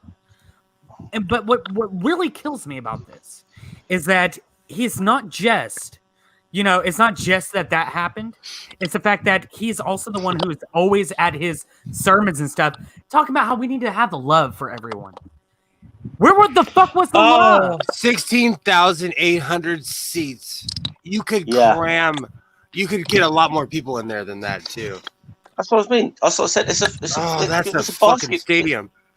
It was a basketball arena, wasn't it? It was the Summit. Do you know? So they're basically making a coronavirus petri dish. You see, that was actually national news when because they were talking about it here, and he has a yacht that he could have sent out there and saved massive amounts of people. He could have put his yacht out there because all those people were coming with their flatboats and they were saving people's lives. Yeah, I know. There was actually members of the Louisiana Coast Guard or whatever. Oh yeah, came over to fucking Texas with their boats. People, hell, 2 towns over from me, there was a young man who is in high school who, whenever it started flooding, he blew up an air mattress and went out there and helped people by letting them put all their stuff onto the air mattress and stuff. It floated away. It's really funny you'd say that because I help people and it's not always like a huge effort. It just takes an effort like that to help somebody. Like with whatever you have, you help people when you can. The thing is, as well, a good lot of these people who probably lost their homes and that are his congregation. Oh yeah. And then get this. This makes it even fucking better because he got nominated for the shit that he did as far as opening his church and helping rebuild people's houses. Whenever the only houses he helped rebuild were members of his congregation. Oh, that's bad. Yeah. Oh, that's bad. The Mormons are famous for doing that. That they make a big deal that they help the community, but they actually don't help anyone who doesn't belong to their church. Okay, so fun fact, my roommate in Oregon, he was from Ghana, and still to this day, I don't know why, but he wanted to become a Mormon. And he went through all these steps. He got baptized and everything. And after about a year, they told him that he can be something besides a church member. They told him oh, you could be this, but you can't. So you're kind of part of the Church of Latter-day Saints, but you can't wear the name tag and call yourself a Mormon. I thought it was one of the most. They're racist as hell. Because he was African, because he was a black African, and they, it was weird. It was just so weird to me because he would go to their meetings, it was just. I believe they've changed that stance though. They had another godly revelation where things had to change. This was 16 years ago, so it was a while ago. Yeah, they still had that. Funny enough, they had that godly revelation quite a few years after, most of society just, come to the conclusion that racism was wrong. I always laugh when anyone says cleric or revelation or scholar. It makes me either laugh or twitch. I don't know. I get real skeptic when someone starts hearing voices. We have, I might go have a lay down, have another nap. Alrighty, Jenny. Okay, take care of yourself. I will. Yep. I'm good. Good. I will Good to see you, kiddo. later. But Bye. you know, but Bye. Gullet sewing. You know what really made me mad during Hurricane Harvey What's that? is that, and this has still to do with Joel Osteen, because while this man got this award from the city and all this stuff, then you have people like Mattress Mac, which he's like around here, he's the biggest freaking, like, he has commercials and everything, and he not only opened up his fucking I heard about warehouse. this guy. Yeah, not only did he open up his warehouse to help out people, but for whenever after the waters went down and everything, he was over here donating out fucking mattresses. to Oh help wow! So he's Like a this- real person. Yeah, he is a man, like, he is a religious man, because I believe. But the thing is like, he actually does good works. Like he's not doing it because of God. He's doing it because he says, these are my fellow Houstonians, and they've hit hard times. I'm gonna help them out. Absolutely. I love people like that. Even if I don't believe what they believe, I respect people who are willing to help out anyone. Yeah. I respect. But that's the test. When something happens, you can talk till you're blue in the face, but when something happens, you have to put up or shut up, and that's why Joel Osteen made me sick when that happened, and it forever stuck out in my mind because more than any human being, he had the means to help massive amounts of people. Oh yeah. And he did. He waited to the last minute at least. He was just half-assed about it. Yeah. And I can sit there, like, I'm mad at all this, and like, thankfully he fucking opened up. Like, I mean, I won't sit there and downplay that he did do some good. Yeah. But the thing is whenever you do it at the last second and you only did it because so many people were bitching at you and saying, why the fuck are you not opening up and helping people out? Why, like, my local church down the road is doing this. Why aren't you doing it? Like, it's like, the fuck, man? He only did it at the point that the bad press was getting embarrassing and might hurt his numbers in the future. Mm-hmm. The only reason I know he owns a yacht is because of his bad press. Because they trashed him so hard. Oh yeah, they trashed him so hard. They even were making up joke articles where it was like Joel Osteen over here on his yacht, throwing people his book. Exactly. Who are drowning and stuff. Like, I remember hearing that. It's it's so fucked true. up. It's fucked up, but it was fucking hilarious because it's like yeah, that's pretty much how Joel Osteen is. It seems like. No, he is a meme in real life because it's fucked up but true. Just like Kenneth Copeland, they believe their own bullshit. That's an old saying, like, say what you will, but never believe your own BS. Yeah, that's the first rule. That's the first rule in conning. Never believe your own con. Exactly. There's that footage of a reporter runs up to, I think it's Kenneth Copeland, and he's he's offended that she's asking him questions about it was about his jet because he said he needed the people to buy him a jet because every time he flies commercially, like he feels like he's in a tube full of demons, and so she sat there and was like, do you actually believe that the everyday people who are flying in planes are demons? He's like, don't you ever say I said that? Yeah, he was gonna punch her. He was gonna punch her if no one was looking. And then his eyes went from this, like, don't you ever say I said that? Then he went to, I love people, and I was like, I'm sorry, but I bet he's punched a few people in his day. Allegedly, from Godless Sewing. But I'm saying he looked like he's never been told no in his life when she said that to him.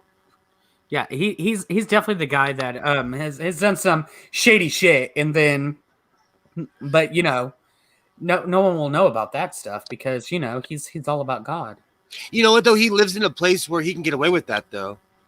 I don't even know where the fuck he lives, and I really don't care. I really don't ever want to see the guy because I might actually punch him. There's only a couple people. There's a couple people on my list like that too. Where if I actually saw him, I don't know what I would do. Yeah, like I reserve punching people automatically. Like you have to be a special kind of fucked up for me to want to do that. And like the top person at that list is like my is like my biological father. Mm-hmm. My biological father, if I ever met him in real life, I'd probably just punch him straight in the mouth. Just because he's a piece of shit human being. I have family members like that. My cousin, it's well known that if my cousin and I ever see each other, we're gonna go at it like Peter Griffin and that chicken. Oh yeah, the chicken fight. Oh, I love the chicken fights. Oh, I watched the newest episode, and the chicken is dying. Oh, And Peter's, because what happens is his whole entire family, Peter's family, all get the flu, and he's the only one who doesn't. And so the doctor at the hospital wants him to be a nurse, but he's not going to get paid for it. He just wants him to be a nurse. And so he's like, okay. And so he becomes a nurse, and he goes by this one room, and the chicken's in there, and he's like, you. And then he's like, hey, Peter. And then he's like, and he was talking about how he's dying and whatnot. And he says, he's like, why aren't you going to fight me? He's like, look, I just can't. He's like, I lost everything. I've lost my family. I lost my yada, yada, yada, yada. And Peter is in denial, and he does not want to save him. And then eventually he has a change of heart and ends up saving his life. Oh, that's awesome. That's all. My cousin and I, we hate each other. Let's see here. K Cope punches me in the gut every time I'm reminded of his existence. Yes, doorknob head. Yes. You know what, though? He shows how insane things are going with his whole, like, COVID-19, I blow on you, or whatever, you know. Mm-hmm. That's how bad things are. Yeah, I don't know if I would actually directly do anything, but I do have a list of people that I would consider it a public service to eliminate them. Yeah, exactly. Exactly. See, most people I dislike, I don't want to punch them, but you know, if they died, I wouldn't cry. You know, like, I would be upset. I always jokingly would say, like, we should just put that person in a rocket and just send them that way. Just send them up into space and just keep going. Like if I heard a lot of these people got punched in the face, I'm usually of the opinion of, if I heard it, I wouldn't be mad. I'd be like, yay. But I personally don't want to. There's a couple people there's one person in particular I'm thinking of that's on YouTube that, like, goes out of their way to troll people and gatekeep. I might punch that person. Yeah. I would probably punch that. But this particular person is just an awful human being. Yeah. Just refrigerator scum of a human being. Yeah. See, I normally don't have, like, what's the word? Like, I don't really care enough about a lot of people in order to want to cause them harm. But if they had harm done to them, I'd probably like, oh, that's a shame. As I have no emotion as I'm saying, just, oh, that's a shame. I have a strict policy of minding my own business, but if someone if some of those bad, if they got hit by a car or something, I would say, oh, interesting. Interesting. That's interesting. Pull a Jaronism here. That's interesting.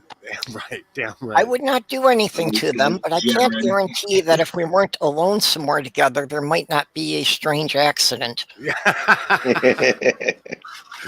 Like, yeah, don't ever go hunting with your enemies. Yeah, I'm just like, oh, this person got hurt. Oh, what a shame. As I have this little smile creep up on my face, like, oh, what a shame. Not to be sound too insane, but I feel like that with a lot of those. I would hear, like, all the COVID deniers that were dying, and I was like, what did you think was going to happen? Oh, I saw it on Twitter. There was a post where it had multiple different things, and what it was is, like, it had a guy who's, like, transitioned from COVID denier up until, like, so literally the very first post was a Facebook post of where the guy was like, oh, this is all hoax. Look at the timing. It's during an election year, yada, yada, yada. And then it went to me and my wife are are showing symptoms. We're going to go get ourselves checked out at the hospital. To, oh, we're quarantined in the hospital because we tested positive for COVID. To a video, an actual video of him where he sits there and says that he's like, I'm gotten to the point now. He's like, my wife is in ICU, and I've gotten to the point to where I'm already accepting the fact that I may never see her again. That's fucked And up. yeah, and then he sat there, and at least at the end of this video, he sat there and said, "Y'all, I was right there with y'all. I thought it was a hoax, but it's not. Treat it seriously because it is something serious." And then the very next thing was a Facebook post of his obituary, and it was like, "Oh my god." I was like, holy shit. That's what I'm saying. People, they're not taking it serious. They're spreading it to each other, and then they're dying alone. It's awful. And then you have and what makes it even worse is the people who have like the non-severe symptoms, and then they get over it, and they're like, oh, see, it's not that bad. It's just like the flu. And you're just like, do you not notice that there's other people who are getting it, who are getting these severe symptoms? And if they live, they're having issues with breathing. They're having issues with their heart. They're having issues with a lot of different things. Some of them have even gotten brain damage from it. So I'm a born asthmatic, and there's certain medications I can't take because I will flat out get a heart attack. I can't 5-hour energy, anything with guarana root in it, I can't drink it because I start getting heavy heart palpitations. It's not fun when your lungs are at 75. Anywhere like I'm at like 65%. Anything below that, you're gonna have to be on a ventilator. Mm-hmm. It's not fun. Not breathing is not fun. I've lived my whole life like that. And that's another thing when people are like, oh, I can't breathe. And I'm like, I've lived my entire life like that. Welcome to the club, guy. Yeah. Welcome to you should wear a mask. I mean, it's kind of like a friend I've had. I've known this guy for damn near my entire life. We grew up in the same neighborhood. And whenever we were younger, he still is an asthma. You know, he has asthma. And when we were younger, he would be smoking. And I sit there and look at him, and I'm like, and I smoke too, so I'm not the one to judge others for smoking. So, but I sit there and look at him. I'm like, okay, aw. Yeah, Sloth Girl wanted to show off her newest creations. Those are awesome, Sloth Girl.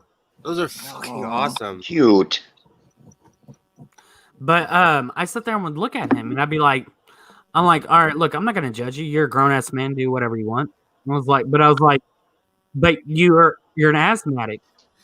You're smoking, and you're complaining about breathing problems. Maybe you should quit.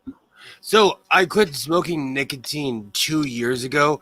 I'll tell you, nicotine is the most addictive drug I've ever come across. Yes, it is. It is considered the most addictive drug on the planet. I've been smoking off and on since I was about 14 years old.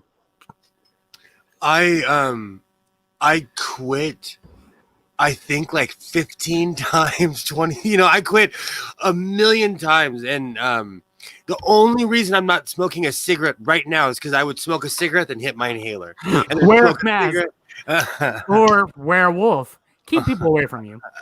I love that. Well, I've been advocating that during COVID, you just shouldn't shower because it promotes social distancing. Oh, yeah. That's a great way to keep people away from you. They said to go up to near you. It's like, hey, Purple. Oh, my God. Hey, Purple, just stay over there. Stay over there, okay? Yeah. Just stay there. No, I wouldn't, because eventually everyone would become nose blind to the stench. I always think about that. When I see old-time photos, I just think about everybody smelling bad. Yeah. Everybody smelled bad. And then I'm just reminded that eventually people just went nose blind and everybody smelled bad. Yeah. Like a lot of people, like I sit there and tell a lot of people, it's like, yes, I know it smells bad, because like I've had everybody come up to me, like who are non-smokers, and sit there and say, do you know it's bad for you? You know it smells, you know this, you know that. It's like, yes, I don't smoke cigarettes because I think it's the healthiest thing in the world to do. Okay. like I'm sorry. This isn't like 1920 where they used to have ads about, hey, having problems breathing, smoke a cigarette.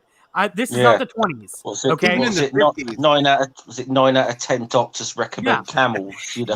Even in the 50s, they had commercials like that. You know? So I mean, I'm not under the impression that smoking is good for me by any means. Like you're not going to sit there and say, smoking's bad for you, and I'm going to be like, oh my god, is it? Oh my god, I didn't know this. Like, what does it do? My grandfather died of emphysema. He always told me that he was a good example of a bad example. You know what's funny? My dad died of emphysema, and he told me his. I was gone for almost 11 years. I came back. I was smoking Camel non-filters, and my dad looked at me, and he's like, "My dad died of those." And his dad died in the early 60s. Well, no, the late 50s actually, because he died when he was young. But smoking catches up to you. Yeah. my grandfather died of emphysema.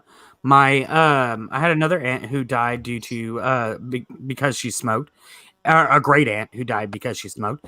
And my mother has issues right now because she's been a smoker for so long. And what I always hate though is like the people who deny like a lot of their health issues are due to the smoking. I know, like I'm a smoker, and I know that if I wake up because I can't breathe, it's because I smoke. I'm not under the impression of my lungs are filled with mucus because age, or my lungs are filled with mucus because there's something in the air. I know it's because of my fucking smoking. And so I understand these things. And I tell my mom this all the time because my mom will sit there and be like, oh, I just can't do, I can't do this because, because the allergies. And I'm like, Mom, you've been smoking for how long? And she smokes the Virginia Slims. Like she used to smoke Virginia Slims. And then she went to freaking the Senecas, which are still long as fuck. And then now she rolls her own, but still she rolls the 100s and not shorts. And so like she smokes these long ass cigarettes all the time. And she's like, oh, whenever it's a certain time of year, the reason why I can't breathe so much is allergies. I'm like, Mom, it's because you have mucus in your lungs from smoking for fucking years upon years. Stop it. Like, I'm a smoker too, Mom. I'm not going to judge you because you smoke. But don't sit there and try to say that it's because of allergies or because of this or that or anything else. It's fucking due to smoking. I always tell people when I have asthma and how severe it is, I stop and I say, don't feel sorry for me. I smoked for 20 years. Yeah. And so I'll tell them like, hey, I can't, my lungs suck, but they sucked when I started smoking. So I couldn't tell the difference before or after, you know? And the thing is like right now, like whenever I was 20, if I quit smoking whenever I was 20, that means that by the time I was like in my 40s or 50s, my lungs will finally have gotten to the point where it was like as if I'd never smoked. But now I've been smoking, I'm 30, and it means that it'd be until probably when I'm in my 60s. If I quit today, it'd be like when I'm in my 60s where my lungs will finally get to the point where it's like, oh, okay, it's not going to be as good as before I started smoking, but it'd be close to that. It won't be good by any stretch. Let me help you with that. As somebody who's 66 and dying of emphysema, quit now. Yeah. Again, when I quit, I got my sense of smell back. Like, and the only time I really sit around and smoke is when I'm on live stream. Is when I, because pot's legal in California now. But I quit smoking nicotine, and a lot of things changed. Similar to what Doorknob Head here was saying about his mom, that my fiance smoked and she couldn't quit for herself, but she finally quit when she realized the effect it was having on me. Yeah, I just because I've got chronic sinus problems, and I've got a cough. Like, I have smoked for 25 years, but I never smoked. Unfortunately, I did pretty much live in a house with smokers, pretty much all my life until my early 40s. Yeah, see, well, then you did smoke all that time. The secondhand smoke was just as deadly. Same here. When I was a kid, same here. Yeah, I grew up with a lot of smokers as well. A lot of times growing up, though, they smoked outside, but you're still constantly always around it. And so then whenever I turned like 13, 14, I started smoking. But back then it was like I might have had a cigarette like once every like 4 or 5 months type of thing. And then I went to smoking more regularly when I turned about like 17-ish. And then when I turned to 18, like what really set me off on smoking more regularly was almost when I turned 18. And that was because one of my good friends was killed. And I got home whenever I found out, and I looked at my mom, and back then she was smoking the Virginia Slims. And I said, Mom, look, I don't give a shit about secrecy anymore. Because I told her what happened. I was like, Mom, I don't give a shit about secrecy anymore. I need a cigarette. I need one right fucking now. And she handed me a cigarette, and I just started smoking more regularly after that. I know why I don't smoke, because it's one of those moments that really got burned into my brain. Yeah. Was that my brother was in the Navy, and when he was home on leave, just in the hallway of my parents' house, he was tapping the pack and taking a cigarette out, and he realized I was watching him. And he looked me dead in the eye, and he said, "Don't ever try these things. You can't quit." And it's like he had used every drug known to mankind, and he had never been serious about anything. Yep. Well, I was like 15 at the time, and that's like, if he's having a problem with these things, that's serious. No, that's real. That's real. I've quit. Like I said, I quit smoking 1,000,000 times. That's real. And you know what? I call it a drug for a reason, because there is nothing I can compare it to that I would crave more than nicotine. And I've tried everything I can get my hands on. Yeah, I sit there and I've tried quitting a few times, and then I just like something would happen, more stress would get loaded onto me, and I'd always end up picking it back up. Yeah, one of the things I'm not proud of, but it was amazingly effective, was when my roommate was broke and needed cigarettes, I could get him to clean the entire apartment for a pack of cigarettes. Hey, that's that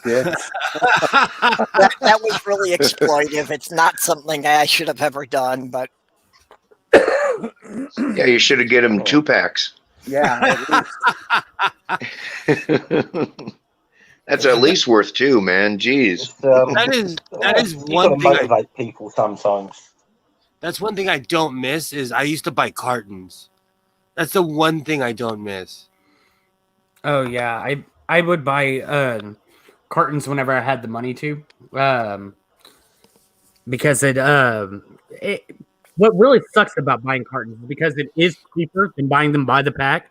Exactly. And so it makes you in your head you're like, oh, it's definitely worth it. But then it's like, oh, but now I have 10 packs of cigarettes. Damn right. And then you're like, and then especially whenever you're in the mindset of, hey, I'm going to quit after this pack. And then you're like, oh, but I have 9 other packs. Let me just go ahead and, I can't waste money like that.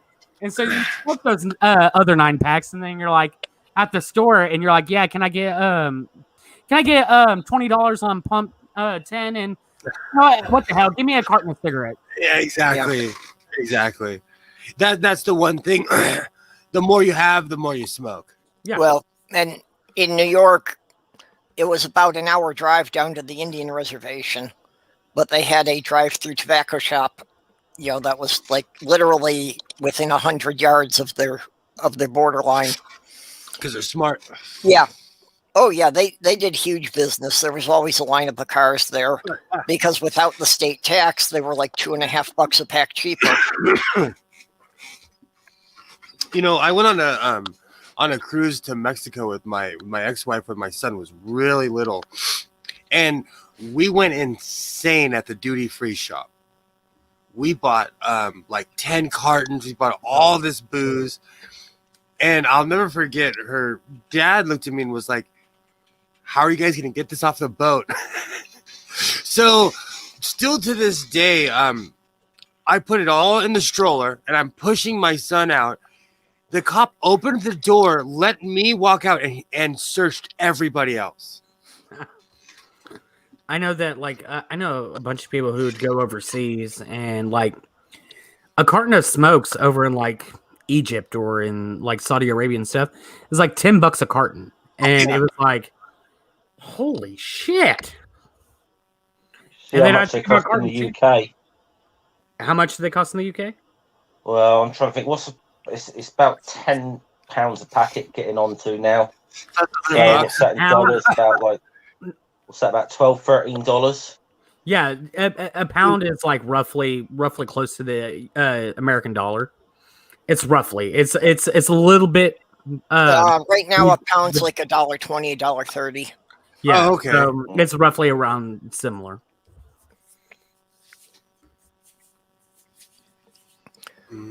Yeah, that was, I mean, and the cost was breaking her too on our income when my fiance was smoking and the cigarettes had topped $10 a pack. Yeah, there's some people has a nice tone. I'm guessing 80. No, I have a snowball. I have the snowball ice. That's why my tone is nice. They're like almost $100 here in California if you want to smoke Camels or Marlboros. A carton? Yeah. Shit. And generics are almost $60 now too. Oh shit! Here in Texas, my cigarettes are Marlboro Southern Cut, and those cost about like $50-$60. I was in Kentucky for the Eclipse, and my brand American Spirits were $4 a pack versus $10 in Minnesota, Wisconsin. Yeah, here in Texas, it's about the same. It's like $3 or $4 a pack. Oh, it's 8 to 10 here in California. Oh shoot! But they encourage the smoking age was changed to 21, and they raised it. They raised the price. Dick Dawson, see, it's just a snowball.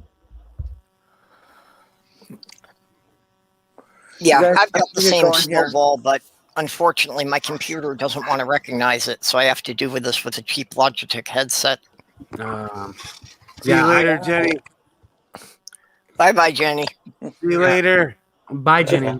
Hey, good night, Jenny. I'm mean it. Quit smoking.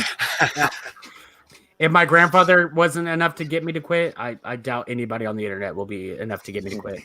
My problem is the more people talk about smoking, it made me want to smoke. Oh, of course. That and and of course, like whenever you're drinking, like drinking and smoking always went hand in hand, and it still does. That's coffee and smoking. Yes.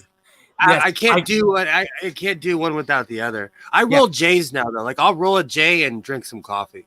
Yeah, whenever I was like still right now, like if I'm going to go have a cigarette, like for starters, I can't, like some people can wake up and automatically light one up. Not me. I have to wait at least 30 minutes to an hour before I feel like I can smoke. And whenever that happens, I sit there and think about it. I'm like, if I'm going to smoke, I need a cup of coffee. So I'd go and make some coffee and then smoke with my coffee. Damn right. I'm the same way. I'm not the same person without my coffee. Whenever I was trying to quit, I was using vaping as a way to quit. And the only cigarettes that I could not replace with vaping were the ones in the morning when I woke up, the ones after meals, and the ones whenever I'm extremely pissed off. Like vaping just would not have the same exact effect. Do you smoke and drive? Oh yeah. Yeah. That was the worst for me. That was God. Like because okay, so boredom smoking, which is why I was using vape whenever I was smoking, whenever I was trying to quit smoking, because boredom smoking is one of the biggest causes of smoking. If you were sitting there doing absolutely nothing, you go, oh, let me light up a cigarette. You light that up, you finish it, and it could be 5 minutes. And you sit there and you're still bored, and you go, hey, I'm going to light up a cigarette. And then you light up another one, not even thinking about the time frame. And so I would replace the boredom smoking with vaping. And that cut out a lot of my smoking. Like I went from like smoking like 2 packs a day to down to like a pack in like maybe 2-3 days because I was only smoking the cigarettes whenever it was like in the morning, with my coffee, after meals, and when I was pissed off. So all the boredom smoking got replaced with vaping. And so I seriously cut down on a lot of my smoking just with vaping whenever I was bored. Oh, I actually say one of the they're probably not anymore because their operation's been scaled down a bit, but British American Tobacco were a massive employer in the city I live in. They had a factory there. They were a massive employer. Do they package them there and everything? Cut it? Yeah. And... Oh, yeah. I don't know what they do quite so much now. They still got an operation there, but they were a really big employer in our area. Oh, wow. It's kind of a catch-22. It's kind of a catch-22 with a business like that because it's made to kill people, but it's employing everybody in the town. Mm. I worked for a munitions factory in Brownsville, Texas. Oh, fucking Brownsville! And I'm not a pacifist. I would shoot someone if I had to, but I wouldn't volunteer to do it. But the whole time I was there, I was like, I wonder who this is going to kill. I wonder who this is going to kill. I fucking love going down to Brownsville. It was an experience. That's where it was humid in February. They have gross weather. They have gross weather, but it was fun.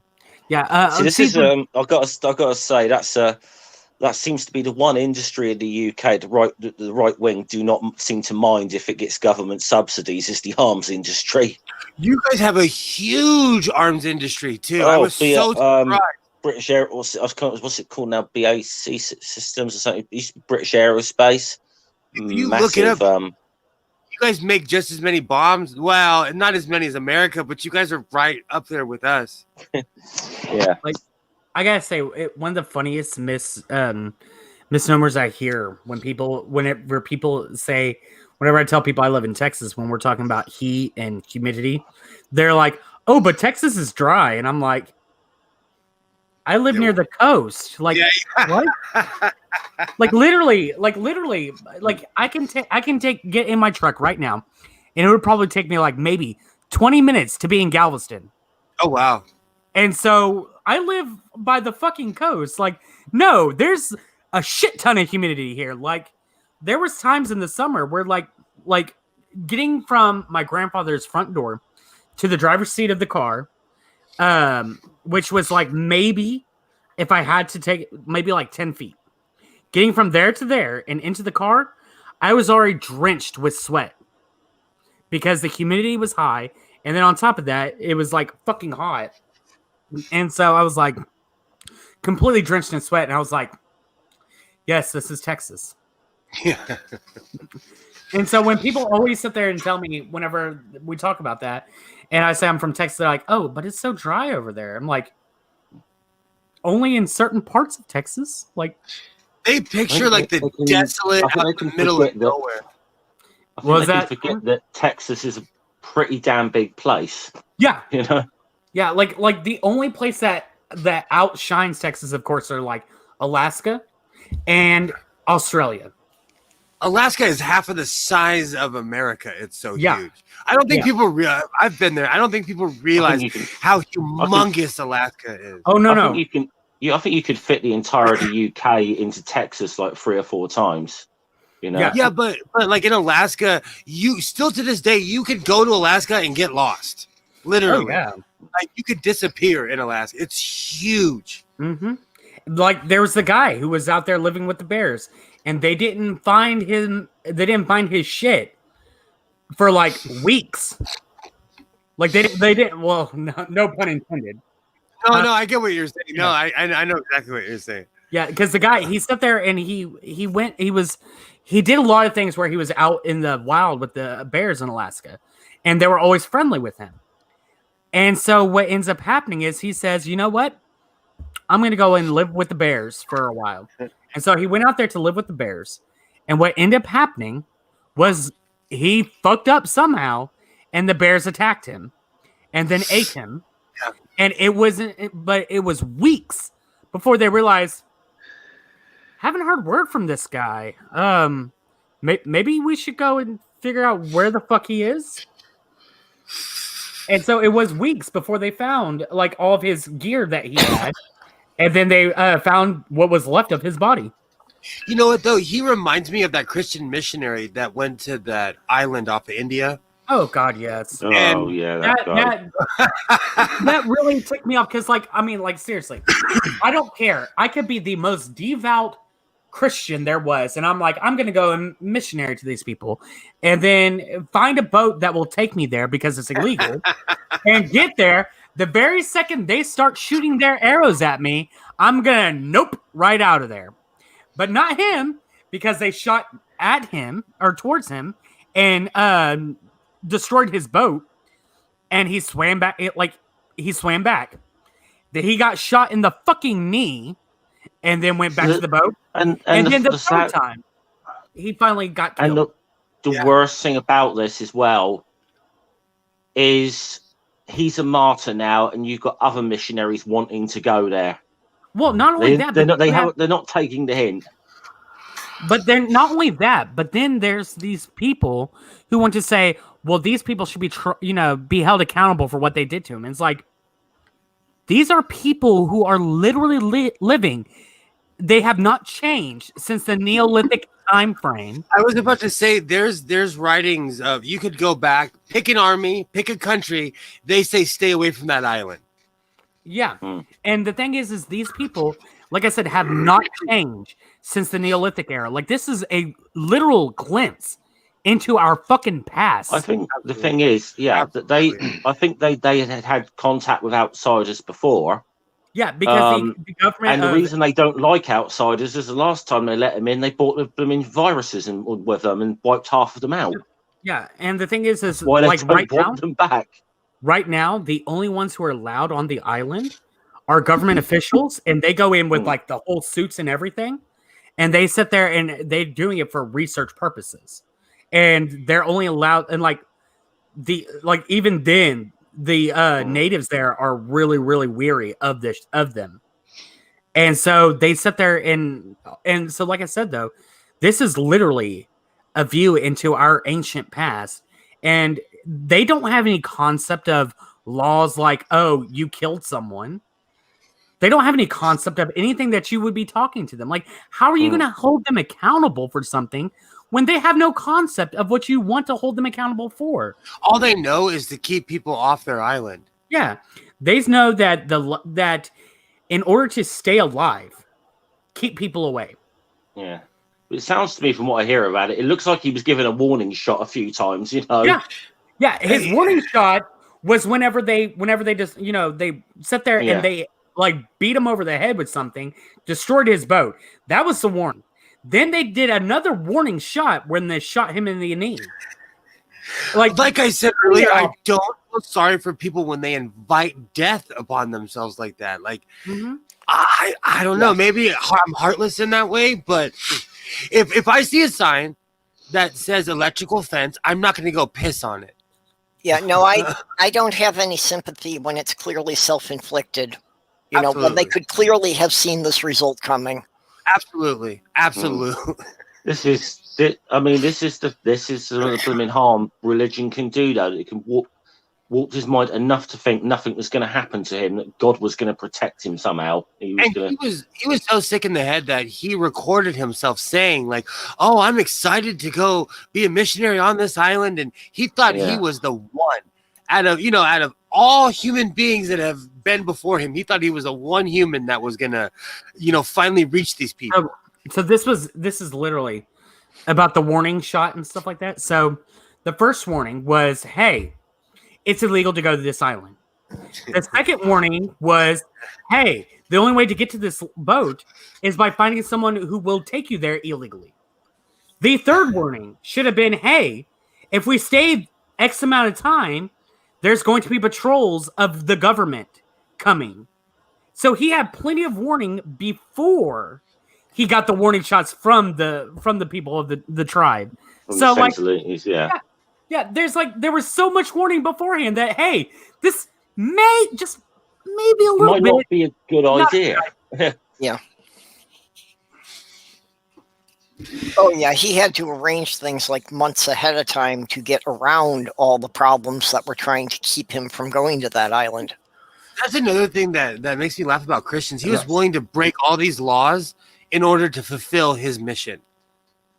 So, no matter, he'll break laws just to get done what he wanted to get done, but not respect anybody else's wishes. So just a lot of self-entitlement in Christianity. Still pisses me off. Yeah, and like I said, the sad thing is the lesson they've taken away from this is that Christians have taken away is not, hey, let's leave these people alone. It's, this guy martyred himself. Now we've got to go there and convert these people. It's made them more bloody determined. That would be a good deterrent for me. Yeah. Like this would have been my thought process. Hey, I heard about this the North Sentinel tribe. I'm gonna go and mission to them. Oh, what's that? It's illegal? Okay, I'm no longer gonna do this. Absolutely. But even if that didn't deter me, it'd been like, okay, it's illegal. Well, that's all right. Oh, I have to walk around, not getting caught by patrols and have somebody take me out there illegally. Maybe that's just too much. No, let's not do that then. Was he a specific How sect? about not just that it's illegal, but that the government is warned nobody to go to that island because the natives will kill them. Mm-hmm. And it's known. I don't want to misquote, but there's writings from 500-600 years ago that say, hey, leave these people alone. Yeah. It's a long time ago. Yeah. Hey, and it's just like, there's so much about that I was like, oh my gosh, this is such a stupid thing. And then you have people like SJ who's over here like, they should be held accountable. And I'm like, what? Like, how are you like, let's take everything, besides the fact that all these people have said, hey, leave them the fuck alone. Let's take out the whole entire thing about, being illegal and all that stuff. And let's just take it from a standpoint of the people not being able to understand, like, what the fuck you're even talking about. Like, they don't grasp these concepts like you do. Well, and so, go ahead. Just even to put it on our level, if you were going into a country that had said they don't want anybody coming in and you got shot crossing the border, all the other countries would respect that if you had been forewarned that you would get shot if you crossed the border. I mean, hell, there is a flight that goes from Alaska to this one island that is really close to Russia, that as they're flying over, they get 2 warnings that, hey, if you do not turn around, we will shoot you down. Hey, if you do not turn around, we will shoot you down. But by that time, they're able to land onto the island to be able to, drop off whatever they need, and then they turn around and leave. But the fact is, it's like, if they kept going and they got shot down, you can't sit there and then be like, we need justice for these people. It's like, no, they got warned. Yeah, you're right on yourself. This guy, he went to Oral Roberts University. Yeah, that's right, isn't he? That's I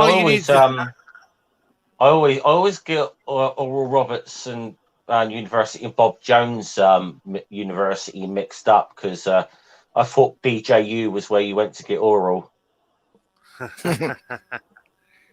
Depends on what side of town you're going on and what time of night. And what town you're walking into. It just shocks me the moxie this kid had. Yeah, I think I think he should be commemorated with something, and I think that was a Darwin Award. Absolutely, quite frankly, there should be a statue. Like, hey, don't be like this dumbass. like this should be taught in the history books. Like, it's like, hey, so there's this little tiny island, and there's a group of people called the North Sentinel tribe, and don't fuck with them. If you need any more proof than me just telling you not to fuck with them, take this account take this story into account. I thought there was a video of him with a megaphone saying "Jesus loves you." What, to I'm the trying to- North Sentinel tribe? Find Yeah. it. Which is Yeah. Oh my God. which is the fact that he assumes that they can understand English whilst he's preaching to them. Yeah. And that's another thing is that they found his camera with his body. I'm trying to find it. He was really interesting because he got closer than the average person does. Mm-hmm. I think the reason why is because after the first 2 times of them warning him away, that they're probably just impressed into themselves, saying, "Look at this kid. We shot him in the knee. Wait, and he's still coming over here? All right, you know what? Ora, come over here with your bow. Get him." I think Will's right. I think they should make a statue of him, but not your typical statue of him standing in some heroic pose. The statue should be of his dead body sprawled out on the sand. Exactly, because the Indian authorities had to ask for permission to get the body back. Either that, or put him in the Peter Griffin pose with the arrow in his knee, and him going. It reminds me there's a little in the novel The Last Kingdom. There's a little bit of it with one of the English kings when the like Vikings sort of come in and basically take over. That even though he's conquered, he demands they become Christians, and they're like, yeah, fuck off. And he gives them this story about Saint Sebastian, who was shot full of arrows but survived, and they turn around and says, "Fair enough, then we tie you up, we shoot you full of arrows. If you live, we'll become Christians." He's like, "Oh fuck." And Jer says, "Can we talk about the indoctrination that occurs in American evangelicalism that made this guy think this was the right thing to do? I'm sure American exceptionalism plays a role too." Yeah, quite possibly. That is a possibility as far as the American exceptionalism goes. Yeah. But I think that what's more to be said is just that what Will has said about it being, the Christianity. And in fact, because if you look back before even America was a thing, Christianity spread out the way it did, and people were doing this for that long, and it plays, and that really is what plays a role. And that has now, like, the Christianity of that time frame, I'm not going to say is the evangelicalism of today, but it's kind of is in a way. Well, they had power and say. So when a missionary showed up, people had to listen to him. Mm-hmm. And now people don't have to listen to the Christian, missionaries like they used to. So, but Christians still feel that's the problem. Even if you take away going to the island, the average Christian still feels that air of authority, even though they don't have it anymore. And I think that's part of the problem. We're lied to. We are so lied to. I don't care where you live. We're sold these lies. Mm-hmm. We've been I mean, take for instance, I grew up in Texas. I grew up thinking that a lot of different things, including how, the whole entire idea of romanticizing like the American Revolution. Like, I grew up thinking that, George Washington was just this great general that, we really did go and kick, the English ass. And then I grew up and I learned more about history, and I was like, oh, we almost lost the Revolutionary War. If the King of England held on until the very next winter, we would have been done. He lost for 7 years straight or some insane. Yeah, we won battles, but the thing is, overall we were losing the war. And then out of nowhere, the king just says, "You know what? Fuck it, let them have it." And we were like, oh, we won. And then, like I said, like George Washington, he was not a great general. So much to the point that not only were the men telling him off and saying that, they were honestly thinking about desertion, but he even was writing to his wife saying that he doesn't really know what the fuck he's doing. He lost more battles than he won. Yeah. And so I mean, but the same thing. Probably the best general in that war probably didn't never won a single battle, which was green. Mm. But I mean, effectively, he got us the British into a sort of Vietnam style situation there, where we could win most of the battles but lose the war. You know. Yeah, I just there were so much things that had occurred that I was like, oh my gosh, what? This isn't how that all unfolded. And it's all because, we're learned, like Aunt Jared pointed out earlier, about American exceptionalism. Like, we're the best. We're the best of the best of the best. Well, and the only reason we won the Revolutionary War was that Ben Franklin got the French to help. Exactly. And it wasn't necessarily that the French liked us so much. It's like mostly that They hated us. the French were happy to have an excuse to go and intercept the British supply ships and take all their stuff. That's why there's a Lafayette in every state. To be honest, us and the French have spent like a good part of like 800 or 900 years fucking with one another, really. Well, I have to correct you. It's not Lafayette, it's Lafitte. The only reason why I know that, though, is because it's my West Coast English. Yeah, well, Lafitte had actually helped kind of create Galveston. Oh, wow. Like, he owned a lot of the different shops that are on the Strand in Galveston. And he actually, like, a lot of the shops that are on the Strand, like, they have a back door. They had a back door that led out into the water, and he would use that to quickly get to his ship. Oh, awesome. Yeah. Lafitte. Yep. LaPew. Dick Dawson says, as a Canadian, I can say we don't learn it in that way. Well, you don't learn in 1814. You took a little trip with Colonel Jackson down the mighty Mississippi with a little bit of bacon and the beans. Yep. I love it how the song goes south because they don't talk about how they try. The War of 1812 is interesting as well. History's funny. Well, like I said earlier, it's the lies that we tell ourselves. Mm-hmm. How's it going, Ancher? Hey, I wanted to talk about the when Russ said that he doesn't think that American evangelicalism is necessarily to blame. No, I didn't say that it's not to blame.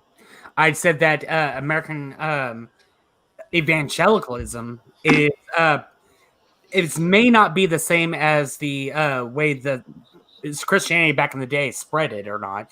They are probably very similar. I don't think that's the exact same. I was saying that American exceptionalism. Yeah. Okay. Let me make my point. I'll be right back. My point is, did you grow up evangelical or Pentecostal or anything like that? I grew up Baptist. Okay, so not Pentecostal. No, well, no, I went to a Pentecostal church a few times, but not anything serious. So it is drilled into your head that the more trials and tribulations you go through, like the more pious you are, and the more persecution you have, that just means like you're like a much way better Christian. So this guy is thinking, oh, I got shot. Oh, praise the Lord. I'm being persecuted. That means I'm doing the right thing and they need Jesus. So everything that was drilled into my head growing up Pentecostal, it totally makes sense to me that he would think that. Be like, oh, yes, this is the right thing because I'm being persecuted. Well, that goes into evangelicalism. And I was saying that definitely probably was the reason why he went over there and all that good stuff. But this is like what I was saying was American exceptionalism. Right. And then that plays into the fact that he didn't think he had to follow any laws or rules or. I'm in a foreign country. I'm here. I'm like the what do they call it? White savior. Mm-hmm. Like White I'm knighting. yeah, like I'm here to save you because I'm American and I'm Christian and. Well, that's. Do. But the thing is like, is it that, or could it have been that the evangelicalism in him, the savior, like persecution and all that stuff, is what made him, like him wanting to be an evangelical to them, is what made him say screw the rules. So that part there is kind of a little gray area because it could be either or. I think growing up in America, I mean, it's hard to separate the two. I mean, you look at MAGA people; they're special because God, and because America. And give me my guns. Well, I mean, and again, it could be. It's just that I think it's hard to tell without his actual words on like all we know is that he went there because of the fact that he wanted to preach the word of God to them, and just that alone is enough cause to be able to have somebody who is deeply entrenched in the belief to say screw the rules. So I think it's a little hard to say that it which way it is. Well, I mean, in life, there's never just one explanation or one reason. Sure. For things, I think these things like compounded, like added up, like add on American exceptionalism, add on American evangelicalism, like add on all this stuff, and it builds up to him being like, I have to save everybody. Ta-da! Yeah, and again, like I said, that's definitely that could definitely be the case. I just like I don't think we know enough to say that is like could like actually be what's happening in there. But I do think that it is a very unique way of looking at it, that it's enough to really think about it. That's like, yeah, that could definitely have been what happened. Yeah, I think it's like a combination of all that, just like compounding, like adding up into making him this like uber white knight. Yeah. It's just gross to me. Mm-hmm. Because I knew people like that. Oh yeah. It's definitely one of those things where it's like we know people who are just like that. Like I know people who are just like that. And it's like whenever you think about it, you're just like, you're kind of cringe, my guy. Stop it. Yeah. Yeah.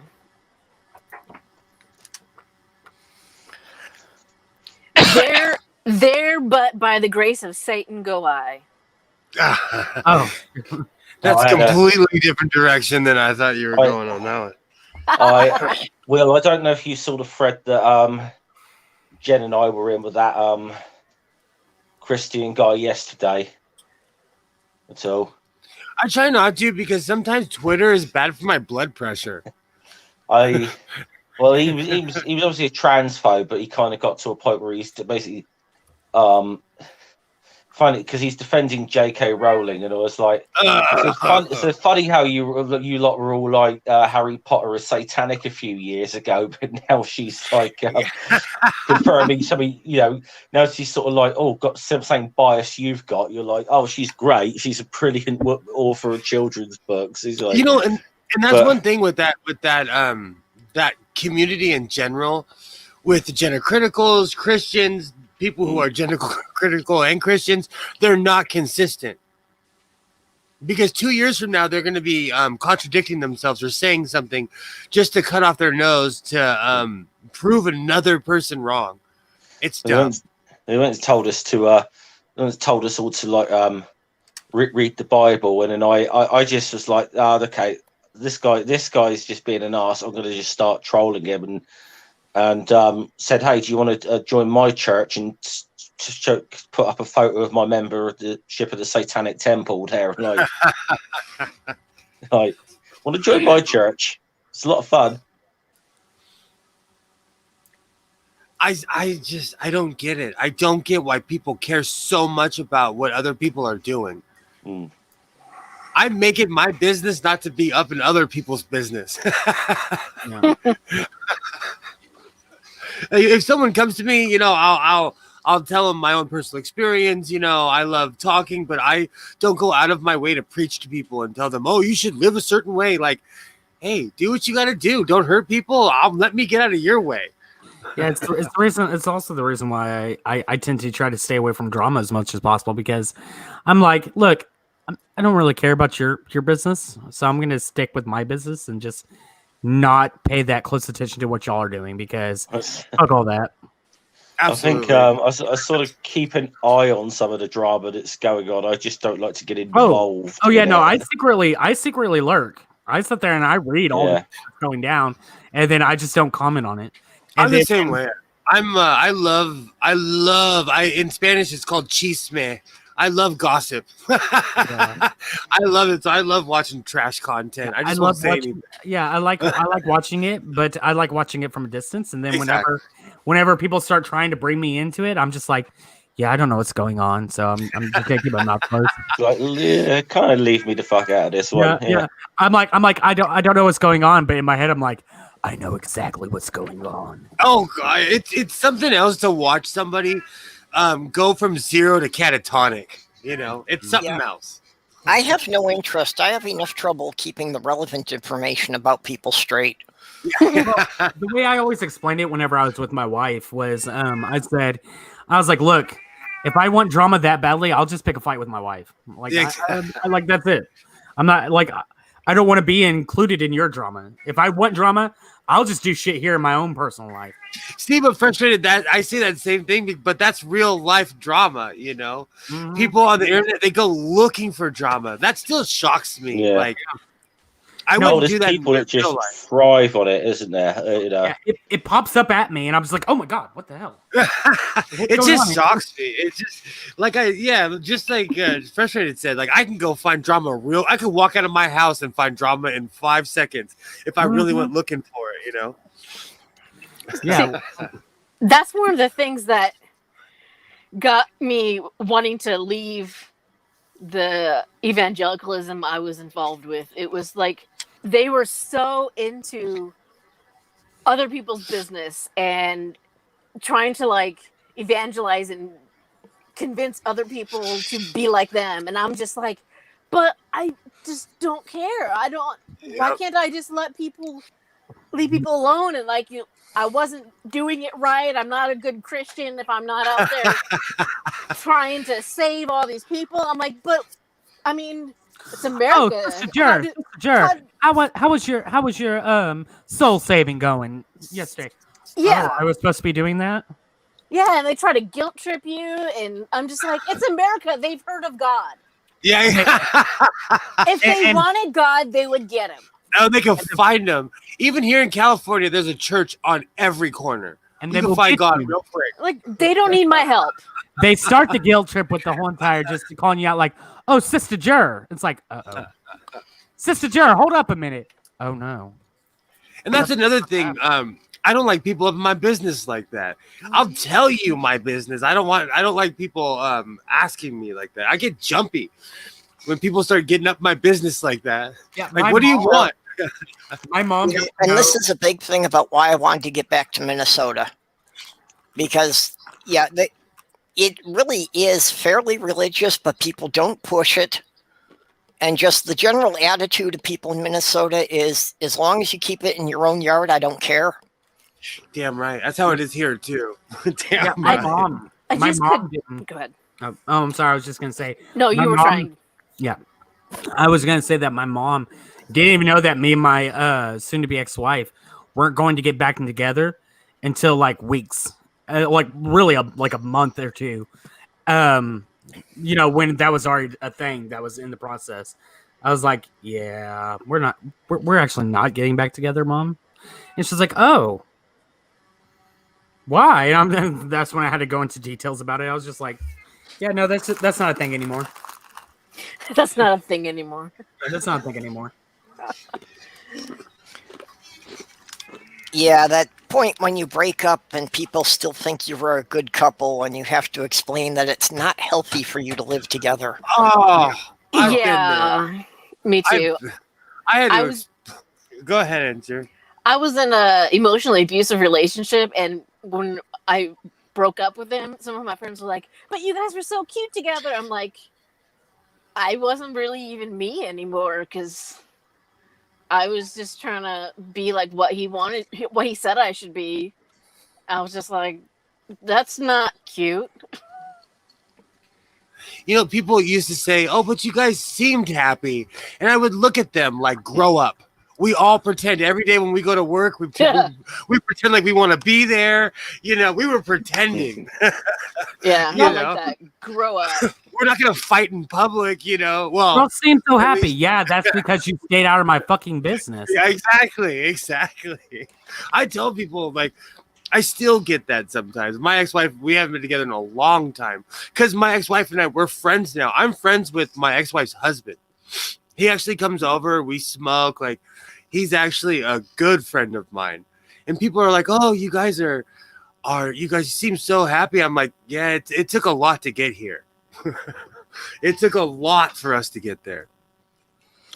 Well, for me, I was with the same woman for 12 years, and yeah, people don't really believe that it can be the woman abusing the man. Oh, absolutely. Yeah. Mm. Yeah, that's Absolutely very- can be. Yes. That's very under talked about, under misunderstood. I have too many stories because my ex-wife knew that if the cops came to our old apartment or house, that there was a high probability that they would have shot me. So she would get extra loud and crazy and wait for witnesses. Oh, that's nice. Yeah. Oh yeah. Yeah, I my first ex-wife, she had sat there and and she would throw things at me and things and know that I wouldn't actually fight back. Yep. And she didn't really realize how strong I was until what she would like to do is she would like to have like fight with me and then walk away whenever she was done talking. And I'm just like, what the fuck? And so finally I had enough of that, because if I tried to do that, she would sit there and like, "No, you're going to stay here and have this conversation." And so I'm like, what the fuck? And so she goes to do it. And I sit there and finally I was like, nope, that's not going to happen. So she tried to go into the bathroom and shut the door. And I sat there and grabbed the doorknob and I pushed on it. And she was a lot bigger than me. She was like 300 pounds and she was like 6'1". And so like she was putting all her weight on the door. And I sat there and went, whoom, and then pushed myself in there. And was like, "I'm not done speaking to you." And then the very next day, like her daughter would sit there and talk about how, probably said something about how she could kick my butt or whatever. And she just sat there and looked at her and was like, "You'd actually be surprised how strong he really is." I was like, yeah. I was like, I don't like, I never used it to harm her or anybody, but I was trying to make a point. Like, you're not going to sit there and when I try to go away, try to keep me there. But whenever you're done, you can go away. Yeah, with mine, it didn't get physical only a couple of times. It was mostly just, mental and her being extremely controlling. But, it was always in the passive-aggressive type things. Oh, like manipulative? Yeah. I don't like that at all. That's gross. I tell people one of my biggest things is speak directly. Because passive-aggressive people drive me mentally insane. I'm like, what the fuck are you really trying to say? It drives me crazy. Uh-oh. I'm in danger of driving you crazy. I'm an Iowan. That's different. Iowans are fucking passive aggressive as fuck, and yes, it does suck. So if I ever do it to you, it's the indoctrination of where I grew up, man. I apologize in advance. Apparently, that's a stereotype of people in the Pacific Northwest, or maybe just Seattle as well. I don't know. I've been told. No, I lived in Oregon. It's the same way. Super passive aggressive. Yeah, I'm in We're Seattle, Texans. so We're Texans. We are kings of freaking passive aggressiveness. are you sure it's passive aggressive and not just aggressive? Oh, we have those too. No. We have those types too. I mean, We have, everybody's walking around with a gun and a horse. That sounds pretty aggressive to me. A gun To and be a fair, Arizona Horse. is like that. Horse. I said horse. Arizona's like that. Everybody too. has a gun and a horse. Just because I had at one point doesn't mean everyone did. Yeah, I everybody. lived in Arizona, and it's just like that too. Everybody has a gun in Arizona. But I And mean, are that's they where aggressive? No, because everyone has a gun. Why would anyone? No one's robbing anybody. No one's doing anything because you know you're gonna get shot. You know that even the old Good night, Dick grannies. Have, Dawson. you know, even the old grannies have guns. You know, that's one Yeah. thing about Arizona. It was Yeah, no, weird. Texas. Like, I mean, hell, we're one of the states that sit there and always say, "Oh, bless your little heart." Bye, Dick. We're also condescending as fuck sometimes too. It actually took me a little while, to twig on when someone from the south said, "Oh, bless your heart," that they were actually being they're pretty much insulting towards me. You know, yeah, Yeah, they were telling you to fuck off and keep going. yeah. Yeah, and the thing is it's never like, because like people in the UK, they say it, they'll say that too, but they're meaning it in an endearment way, whereas you can tell the difference when a Southern says it because the condescending tone they do. They go, "Oh, bless your little heart," Yeah. Mm. and you're just like, I really want to punch you in the face now. See, that's the thing. I would tell someone, "Fuck off." That's why I get in trouble because I'm just aggressive. I'm not passive. I speak plainly. Like, no, piss off. Who's eating what? Me, I'm eating rye chips.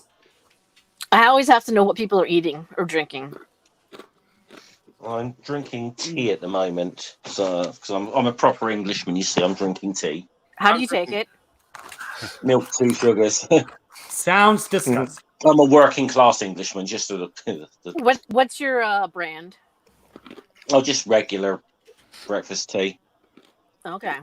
I'm drinking coffee. I can't drink anything like Earl Grey or anything like that. Is because it's gross or? Yeah. I loved Earl Grey when I was a kid. Earl Grey's my favorite. I drink it like every day. I drank it because I was introduced to Patrick Stewart in 1988. I drink sweet tea. Okay. Yeah, we know. It's cold. Yeah, Jeff, how do you feel about iced tea? Oh dear. Oh dear. You Oh know dear. what? I never really got into drinking iced tea, the drink, and I've never been cared for the wrapper either. So, Well, I drink iced tea a lot, and I've wound up going around with Bad Tempered Badger so many times that now every time I make it, we refer to it as poking the badger. Oh dear. yeah. Good, when the sun comes out, I'm gonna make some sun tea and tick off half the internet. Oh my god! I think Badger's Sun tea is proper. the best, right? No, It is the yes, my mom. Badger is proper posh English, though. He's like afternoon tea and Battenberg cake, you know. Oh wow! But Will, yeah, no. Every so often, growing up, my mom she'd make sun tea. Oh yeah, And it was fucking. I always loved it. Like, it doesn't taste different from regular tea, but it in your mind it does. Like, it's just tea. Because Absolutely. it took all day to make. That's why. It's amazing to watch, though. Oh yeah, it is. Watching it was always fun. Well, But the one difference with sun tea is a lot of people, especially Americans, I have to say, do not understand that you do not pour boiling water onto tea bags. What? If the water is boiling, you will scald the tea leaves and it will turn bitter. Yeah, no. What we always did was we got just water right out of the faucet, Yeah. put the tea bags in, and set it out into the sun. Yeah. Yeah, well, In the that's what I morning, mean. With the sun tea, the water's never that hot. Yeah. I mean, that's the Yeah, point. but a lot of It's- Americans, when they make tea, they pour boiling water over the tea bags, and that will turn it bitter. You have to let the water cool a bit. It should actually only be about 180 degrees when you put it over the tea. You know, there's restaurants that make it that way because they have giant tea bags, and then they put it in these huge vats, and they just serve it all day. It's also why a lot the of time you traditional get- British tea, they pour the boiling water into a ceramic teapot, and they bring it out to the table, because then the teapot takes enough of the heat away from the water that it's not going to scald the tea anymore. Yeah, but you see, you go to like other places in Europe or whatever. When you get a cup of tea, what you get is a cup of hot water, the tea bag in the milk, or whatever next to it. You then dip the bag in. You know, When we make sweet tea, we put we fill up the kettle with water, and then we put the tea bags in. Or well, we put a cup of sugar in, put the tea bags in, and then put it on the stove until it whistles, and then we take it off and we let it set for a little bit, and then we pour it into the pitcher. Yeah, when we make sun tea, we used to have these giant pickle jars that we got from Costco, and we would make it in that. Heck yeah. Like super concentrated. See you later, Dave. Sorry, Critical Cripple was leaving. Oh, bye, Dave. Bye, Dave. And it would be super concentrated, so that we just had this like iced tea or sun tea concentrate, and then we would just like bring it in at the end of the day. It was all warm. Heck yeah.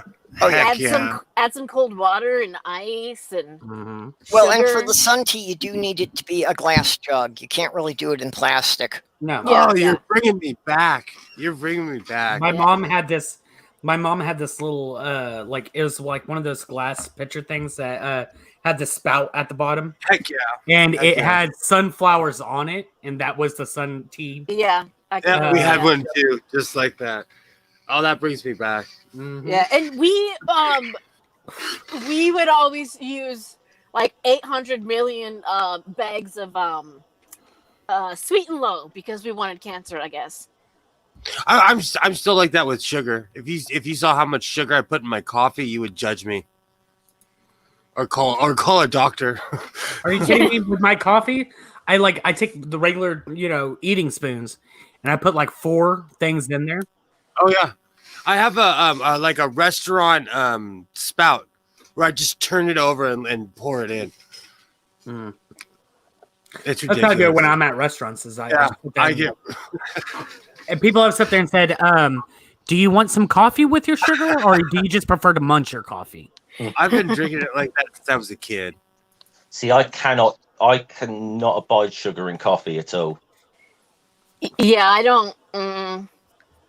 I drink coffee like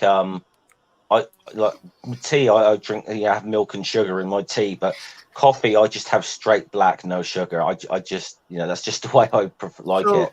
So because I'm creamer in mine. Because I'm strange, I basically get the strongest coffee I can make, and I put cream and sugar in it and try to balance it out. Yeah, I make pretty strong coffee. Like I make strong coffee. My gauge is if you can see the bottom of the cup through the coffee, that's water. It's iced tea. I call it iced tea. So yeah, I feel the same way. If it's not mud, I'm not gonna drink it. Yeah, you can. That's not my thing. And I just put I use this creamer that's like part almond creamer, part coconut creamer. And it's unsweetened and it's just nice and creamy. It's not like watery like milk. Ooh, that sounds good. I usually put like French vanilla creamer in there because I love the taste and smell of French vanilla. So you put French vanilla creamer and sugar? I do that. I do the same. I do the exact same. French vanilla creamer probably has lots of sugar in it already. It does. It does. I got hooked on. I can't be friends with you anymore. Look, I have a very high caffeine tolerance, and so I drink a lot of sugary things. And you ruined it. I was about to wrap up on a high note. Now you've got to start a fight. Well, we could end that. I got addicted to Girl Scout cookie creamer. It's amazing. Wow. Thin mint creamer. Oh, Yeah, never it heard of is that. 3 a.m. here, and I have an appointment in the morning, so I need to wrap Oh. this up. All right. Okay, yeah, totally. So let's go around. Does anybody have anything they want to plug before we go? Next week we'll be having the WTF stream, 10 o'clock East Coast time, 7 o'clock West Coast time. It'll be some semi-controversial topic. Is Come that on AM down. Or PM? It's PM. PM. Okay, good. Because Oh, babe, if I'm up that early, it wouldn't be that interesting of a show. yeah, It would- I just might start crying in Yeah. midstream. no. Sorry for interrupting. Keep going. That's all right. No, Jen was injured, so we didn't have we didn't have a stream this week because she was trying to relive her breakdancing career. Yeah. But hopefully next week we'll all be there with all of our limbs. And Is she it'll be- okay now? Yeah, she is. She's She was doing in here earlier. Oh, okay. We were giving her a hard time in our group chat. No, We it's kind of important. Well, If you hit your we're head, just go worried see a doctor. It's yeah, that we were simple. worried about her. And, that was. Yeah, I mean, if we you were get hit, worried about her. And we were like, wake up, Will. Talk to Will. And she's like, oh, I don't know. she tried, but to be fair, like I don't even remember. She said I woke up and hung up the phone and went back to sleep. So, but I wake up fairly early anyway, so it was only an hour later. Oh, okay. I get up really early. So next week, WTF stream WTS, 7 p.m. on Jen's channel at Jen's Little Corner What day? on next Thursday. Thursday. Okay, next We're Thursday. the warm up band for Purple's stream. Oh, got it. Or Okay, that'll Purple help me streams, remember it. or Purple streams the cooling off stream after the heated sort of topics that you. I needed it last week. Come on, let's be honest. You knew that one was going to be a little controversial going in. It actually ended up being a pretty good conversation. That one. Absolutely. I haven't watched it yet. Okay. Anyone else have anything? I I should warn all of you, since we messed with the names. StreamYard has a tendency that it will keep that name next time you log in. They will. found that one. So you probably want to correct your name before you leave. I found that before, actually. Yeah, I found that out by accident too, because I was in Stool's stream one time and he changed my name. And then when I was going into somebody else's stream, I had a rather embarrassing name under mine. Oh dear. Well, I changed my name on it, and I think it was last week on yours. I almost jumped in under the name Do the Funky Gibbon, Dave. Oh, that's awesome. Yeah. Okay, yeah. I don't have too much coming up, but the way things have been going, it's generally about a 50-50 chance of me being on the shills any Friday night. Other than that, just my regular things next week of the Wednesday noon and Thursday midnight. What time is the shills? 7 o'clock on Friday nights. Central? Yeah, 7 o'clock Central.